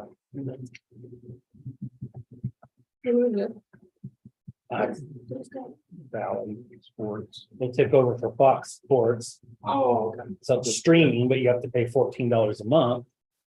And, but the company that owns them is going bankrupt, so it's not even gonna be available, it appears. Ready, Commissioners? Yes. Right, good morning, Commissioners. Anna Burson, Riley County Appraiser's Office. As requested, this morning, I'm just here to talk to you about the Appraiser's Office, a little bit about who we are, what we do, and property value for 2023. So who we are, first of all, is we're just a team of highly trained, skilled individuals dedicated to ensuring property is accurately listed and valued to the best of our ability without bias to ensure public trust. We're property owners, taxpayers, parents, children, brothers, sisters, husbands, wives, friends, and colleagues. Sometimes I think that gets lost in what our responsibilities are. Why do we appraise? The cost of local services such as police, fire, and EMS protection, roads, parks, public health services, and schools all make up the different budgets. These costs are spread across the value of the taxable property, your personal property, your real property, and we're responsible for uniformly and accurately valuing all property every year to ensure everyone's piece of the pie is accurate. The best way to kind of illustrate this for you is the easiest way to look at it is when we're looking at fair and equitable. When you have two homes, one's older, one's newer, one's larger, one's smaller, and one's of higher quality and one of lower quality, it would be unfair and inequitable to value these properties the same. To say both are worth $750,000 and that's how they would be taxed, just would be unfair and inaccurate. And so this is just kind of that best way to illustrate that to property owners. Does that top one happen to be for sale at the moment? These aren't even in Riley County, so these are just examples. We again do not set taxes. Kansas is a market value state. We determine the property value based on analyzing the sales. Let me see if I can make this a little bit. There we go. Sorry. I think if you, Up on the top, I think if you go, yeah, top corner. I don't think so because it's not a PowerPoint. I mean, all the way up. upper box by the X on the gray, next, you're there. There? Yep. Does that work better? All right, yeah, it works a little bit. let me take it up. You can adjust There we it. go. How's that? Okay. All right. Again, just as a reminder, we do not set the taxes. We follow the market and we appraise property based on the market and the sales. Your local budgets divided by the total assessed value of all taxable property is how they arrive at the mill levies. When do we inspect? And so there are 4 phases that we will inspect property during our annual review, building permit sales and appeals. Annual review starts with a digital review from the aerials and our most recent flyovers. Then if we find something that doesn't line up or something doesn't appear to match, we'll do a physical inspection. Even if we don't have to physically inspect the property, we are updating photos when those properties come due for their annual review. We will attempt to conduct an interview if we're on site, or like last year, we'll mail out a green card or have them go online and fill out that form, just so we can get the updated interior information. Our building permits, anytime there's remodels, additions, new construction or repairs that are happening on the property, we get notified by the city, the county, planning and development, and some of the small towns as well. And so we'll go out and see what exactly has changed, the sales. Does the sale represent market? We verify the data. We'll do field inspections because those are required on every sale. And we'll also update the photos as well as appeals. So during an appeal, if we're advised of a conditional issue that we were not aware of previously, we will inspect at the interior and exterior to ensure the property is accurately listed. 2 of the most critical data collection processes are, as you can imagine, sales and new construction. Sales, the reason they're so important is because they set the market for other homes that have not sold. So when you hear the term fair market value, this means the amount of money a willing and able buyer and a seller without undue influence is willing to accept for a property in the open market. Sales do require that full review and the on-site inspection. We also review the listings, and many times that's when we'll find that there's been changes that maybe we weren't previously accounting for. You know, we do the best we can with the information we have, and in some cases, we're missing some of that interior information. New construction, the initial data collection of all the new structures is extremely imperative that we're out in those processes, as well as remodels and renovations, additions and repairs. So there's a lot of different interpretations of remodel. You know, somebody goes in and puts new carpet in and paints their house. That's not what we're talking about when we're saying remodel. That's kind of like refreshing. You know, you go in and you completely gut your kitchen, you put new cabinets in, you put new sinks, fixtures throughout, paint, carpet, and update all those parts. We're talking remodeling there, especially when you get with your kitchens and your bathrooms. And so, you know, there's different levels of renovation and remodel, and those are important for us to know. As well as that whole repairs aspect, because sometimes if we're notified in a hearing that there's a conditional problem, and we do make an adjustment in a hearing for that issue, well, if it's corrected, then we need to bring that back to maybe the average. And so it's important that we're just staying on top of those changes and following up through all of the different phases. The analysis. So there's 3 approaches to value. Commercial commonly uses all 3 approaches, while residential will typically use cost and market. Cost is made of your land, the local multiplier, and the depreciation. Market for residential, we use an Orion system, and it utilizes market regression analysis, also known as MRA, from sales data to establish the contributory value of all those various characteristics on a home. Now, commercial, due to the system limitations of Orion, they'll use a sales benchmark study. And with income, this will use market rents, expenses, and occupancies, and is solely used by our commercial department. All estimates are rigorously tested during all phases of the analysis process based on those USPEP standards and state guidelines. There are a lot of standards and a lot of guidelines out there that we follow regularly.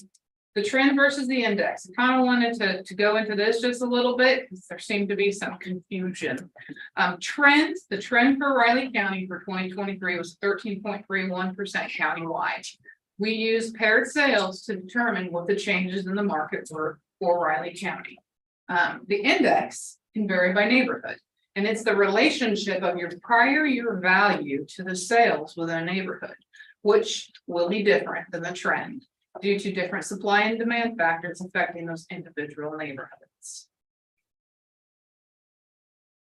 2023 final valuation.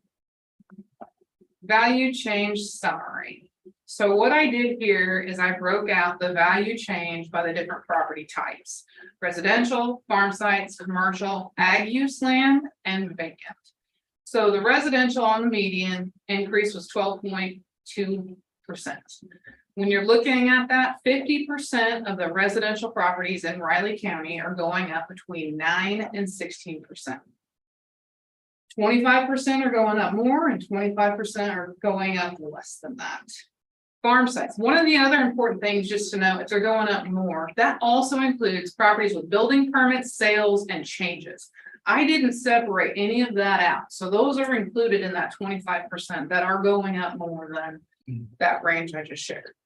Farm sites median right around that residential at 11%, with 50% going up between 7 and 16%.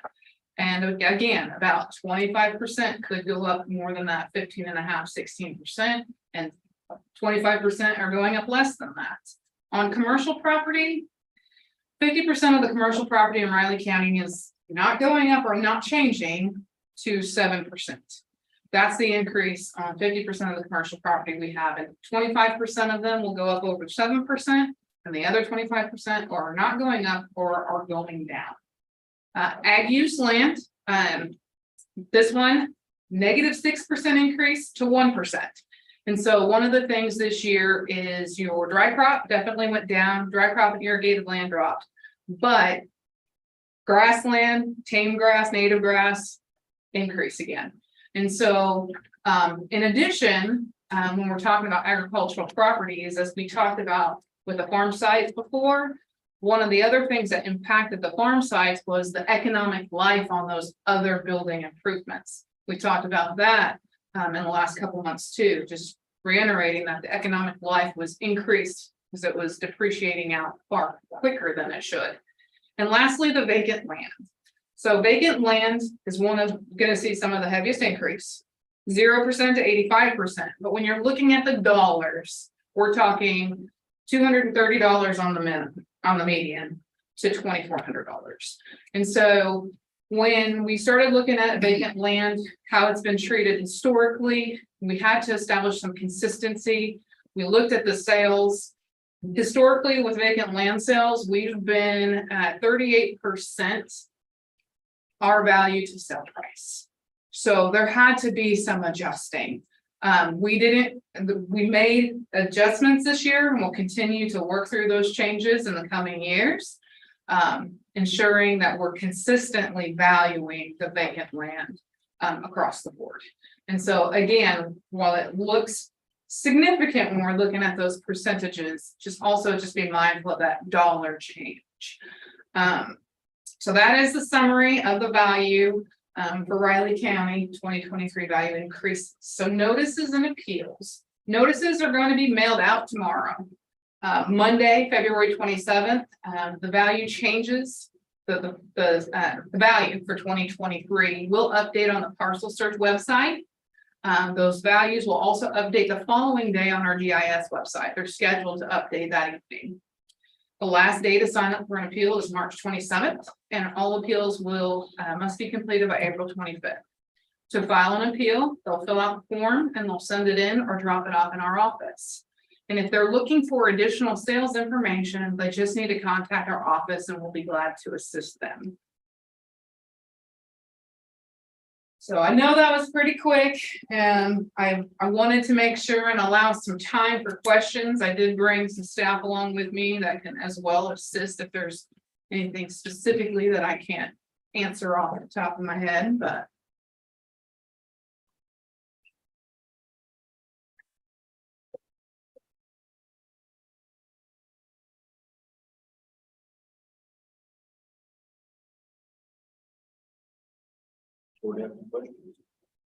What is quartile? The quartile range, Yeah. it's basically the 25%. So 25% fall below that first quartile. Okay. The second quartile is right there at the middle. Yeah, and the other is the Yeah. 25%. Yes, Okay. yes. So as you can kind of see, that median is the two. The two on all of those is your medians. Okay, so when I get my property changed, it will be an actual, it won't be the median, or it will be the median? Your property, every property is going to be different. Okay. They're not going to see exactly 12% or exactly 16%. It has to do with where was the property valued last year. One of the things to be mindful of is if you didn't see much of an increase last year, or you didn't see a change this year, you might be in some of those that are seeing a greater than 16% increase. I mean, it has to do with where was your value before and how did it fall in range of our estimates.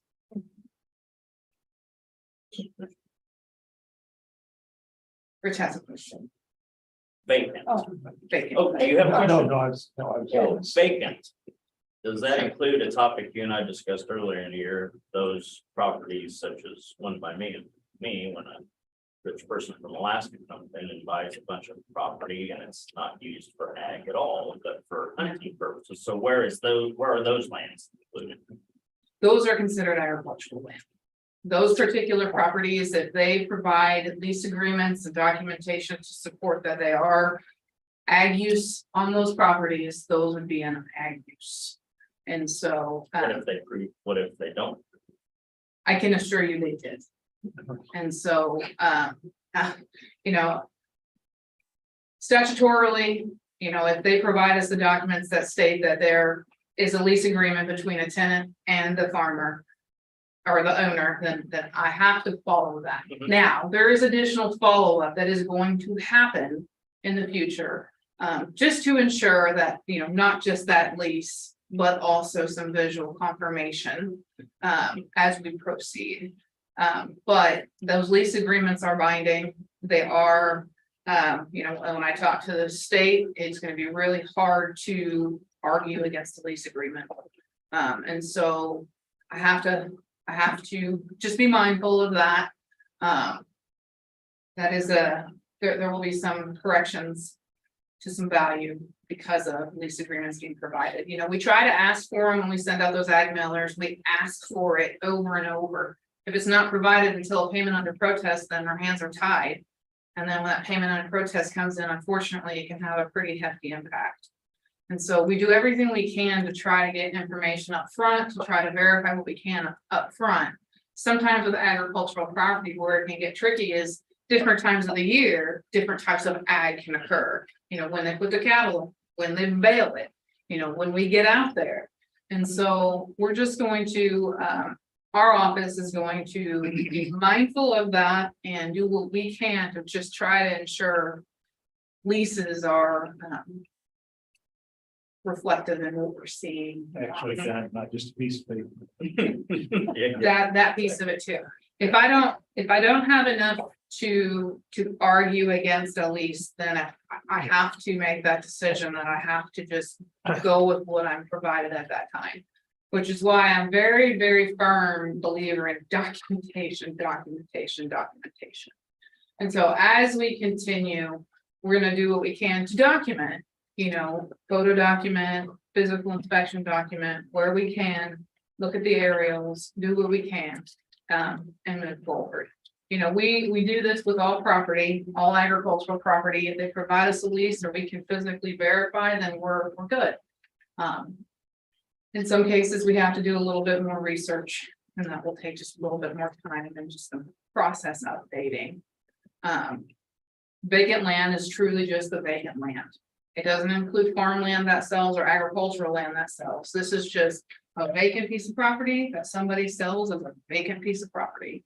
And sometimes they're pretty good sized lots, and they are for recreational type purposes. In some cases, we don't know necessarily the intent, but I can tell you that our ratio has been consistently low.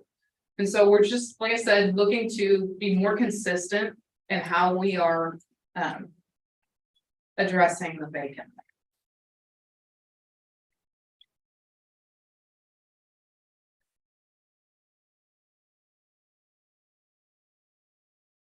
Is there any additional questions?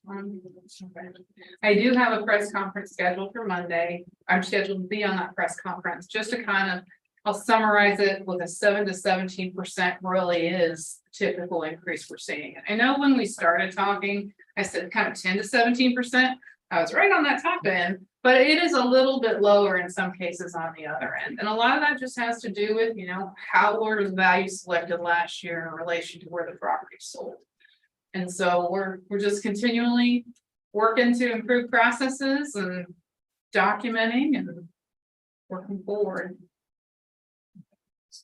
I had somebody this week and say, oh, whatever that valuation, that's how much your taxes. And that is. I tried, but. Yeah, it's hard. We're constantly. It's just your percent. Yeah. It's your portion of the pie. They said that and I couldn't. Yeah. Convince them otherwise. We don't control the taxes, and that's one of the things I've worked with my staff since I kind of arrived is, we kind of have a habit of calling property owners taxpayers. And one of the things I've learned in the last few years and even working at Sedgwick County is it just sounds so, because we're not the tax appraisers. That's not what we do. We appraise property to ensure that we're valuing at fair market. And so we've changed our dialogue to refer to all of our property owners as property owners, because that's what they are. Yes, we are all taxpayers too, but we're just working on different ways we can try to correct the misnomer. I don't know if it'll ever get corrected. I think we're always going to be seen that way, but we try. So I'm not sure, Mr. Ford, if this was kind of the idea you had, or Yeah. Okay. Yeah. If there was anything else you guys want to see or you need, just let me know. Trying to put it on our website, just keep people informed. Do what we can. Good. All right, well, thank you guys for your time. How, yeah, how long have you had those basketball seats? Well, He's on the front row. Oh, yeah. I was able to get the men's ticket I have the same seat, both men and women's game. Oh. So I have like ownership of that seat. You for get every- yours. Yeah, it's mine. So I got the men's season ticket earlier. And then it was probably, we had the local women's players from Clay Center, Marysville in the like early 2000s. That's when I finally got that seat, when I got them both. So I've had them for a few years. So, yeah, together, but I've been going to men's games quite a few years. Makes it easy for you to get older and you can't always remember one occasion. No, but it's I don't, that's what mine are up towards. He's on the same mile as me, but I'm farther up there. I'm not hiking that many steps. So that's the deal right there, the steps. Easy going down. So I find myself when I leave, I go up 10, cut across, go up 10, because I work towards the southwest Towards your door. entrance over there. I gotta kind of do it that way. I just can't hardly march right. Like those little kids that take running up the stairs. I seen it last night at the women's game. I don't know how they do it. If they were just they go by. Yeah. So. Yeah. Thank you so much for your time. Thank you. Thanks, Anna. Good information. Thanks, guys. Coming to. Next is Russell Stuckey as well.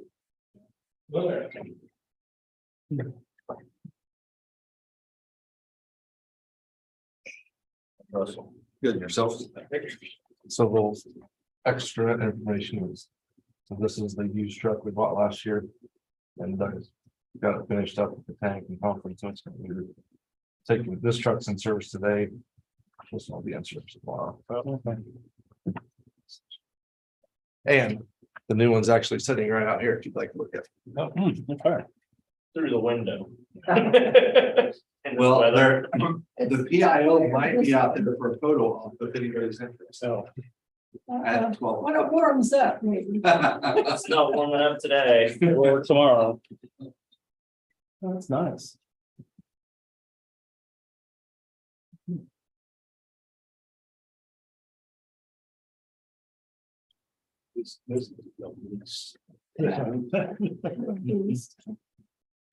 And then the older one, we will probably keep for a little while because once this Ashland station, we'll go from one truck there to two. Mhm. And so that may become the second truck there for a few years. this is the one that's been Randolph.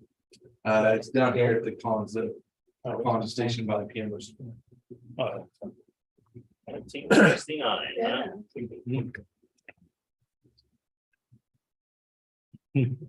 Seems are probably hard to stop. Yeah, well, they're hard to get going and hard to stop.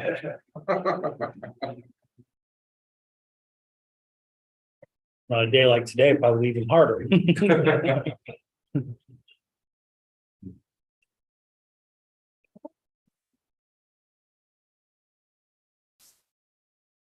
Careful, that might fall out. Yeah. The blinds should be good. It's just the window to get worried about. Just don't touch it. The blinds are newer than the windows by far. Can you see it out of it? It's really kind of far. I don't just see the very. You might be able to see it better out of that one. I don't know. Yeah. Commissioners, I'm gonna take off. I've got a meeting earlier in the afternoon following lunch. So.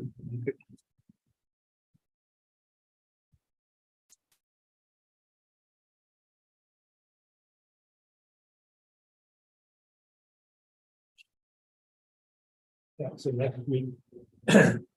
We'll start getting calls. Yeah, exactly what I was thinking. Did you probably get them too? They don't call. Oh, yeah. You got it. Sure you. Well, and especially Treasurer and. after tax savings, well, that's when we get them. It's Oh, after- because some people know that we certify all the budgets. Every budget has to come through our office. Yeah. Sir.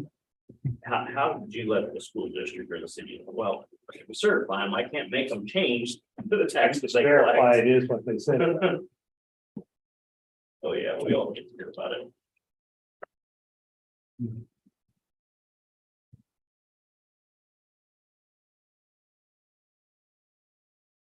Yeah, significant increases will be here. Inflation, I just don't see how you adjust that. That's what we got the insurance last year. Well, the replacement cost. Yeah, it probably would cost a lot more. Rebuild it.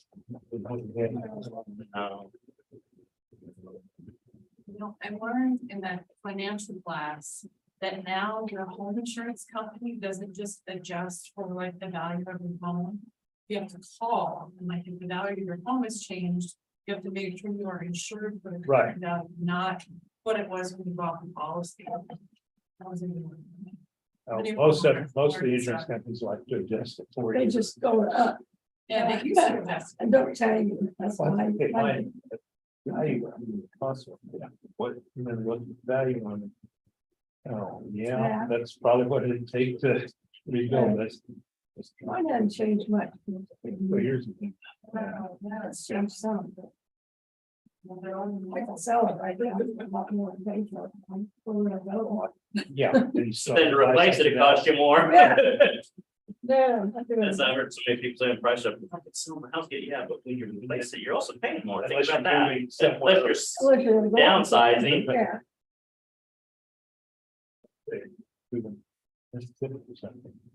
Cheap house. It's- it's on value of the house. Looks good on paper, doesn't do me any good. I'll never sell it, so. Yeah, that's what people get. So. What's all at once? Doesn't matter. That's why all the people from California sell and come here and buy them. Yeah.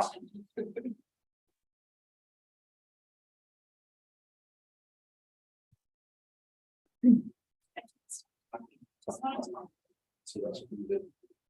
My mom did. She had a little place in California. Came out here and bought it. I built my house in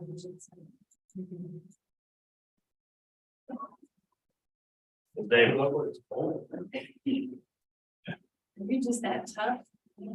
They're tough to do California to Kansas, so. Money or no money, it'll be really tough. You just made a leave. Yeah. Surprised it just sold a place in Florida. Oh, 60. $6. I know, I just looked it up, too. It's 15. I was like, still? Yeah, that's what I was thinking. It's not warm enough. Some goes down. My brother. California, 6 months and came back and shot. I like it. I love Northern California. He was down in LA. It's, yeah, this was. He had a friend, the vice or something, from the big real, 2 blocks away. I think they've been friends since grade school. And he'd gone out there. So he was out of that, he's better not your job. All this stuff available. He says, oh, yeah, there's, you know, whole sections of newspapers.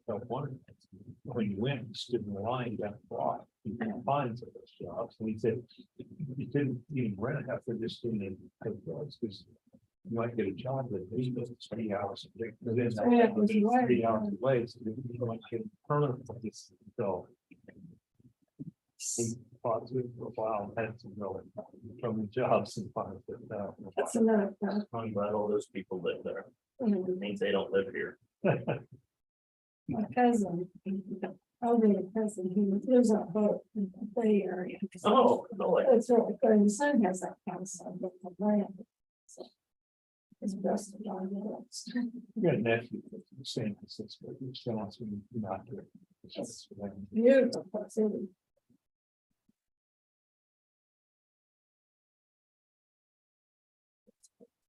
Not a one. So.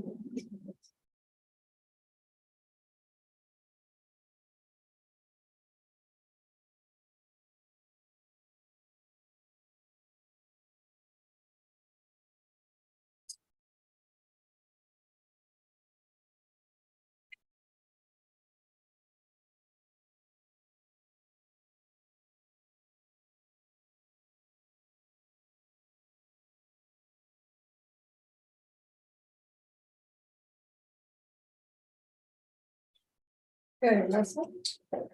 Morning, Commissioners, Russell Stuckey, County Fire District number 1. Back again to request permission to solicit bids for the 2 fire stations.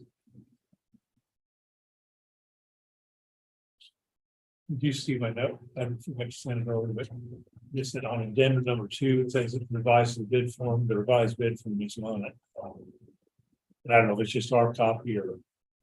Okay. It's the one that divides it up into 2 separate bids, but there isn't a bid form attached. Okay. Wanted to make sure you get some.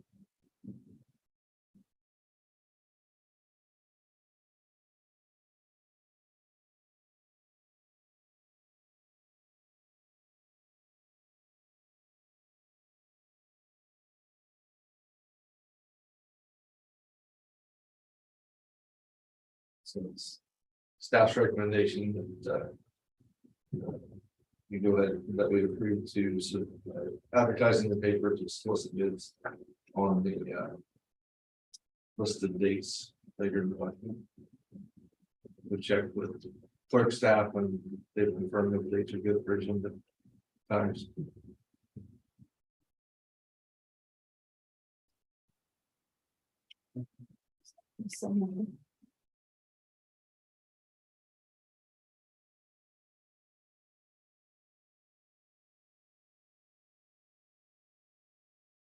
Any questions, commissioners? Ready for a motion? Did you have a question? Well, I was trying to find it. Oh, the bid dates, you have the bid dates, Russell? I think Yeah, it's, here it is, I see it. It's in addendum number 1. Addendum.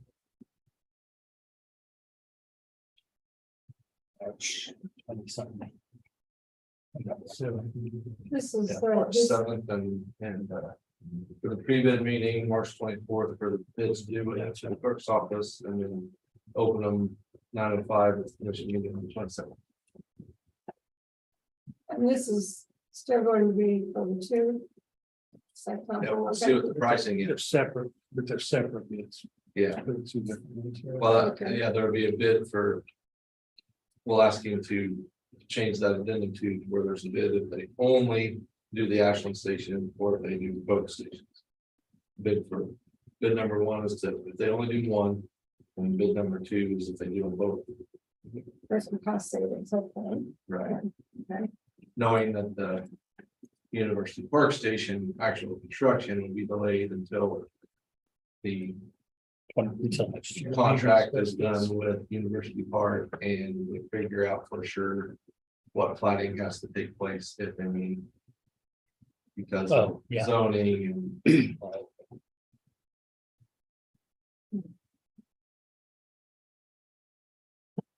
Spend some time to make it. Because everybody agrees we can do it there, but it's got to get all, need to get the black one, get it on the papers, right? get the 2 attorneys. Good luck with that. That could be 2025. Okay, hope there's no other questions or observations. I'll go ahead and move to approve Riley County Fire District number 1's administrative move forward to advertise solicitation of bids for the Ashland Fire Station 102, University Park Station 110 building project with funds to come from the capital outlay. No, second. There's been motion seconded to approve the RCFD number 1. Solicitation of bids for Ashland Station and University Park Station. All in favor? Aye. Thanks, commissioners. Thank you. Like I said, that new truck sitting outside, if you want a photo op. We don't want to leave Vivian outside for too long. Yeah, go on out there and wait. I'll be out there in a minute.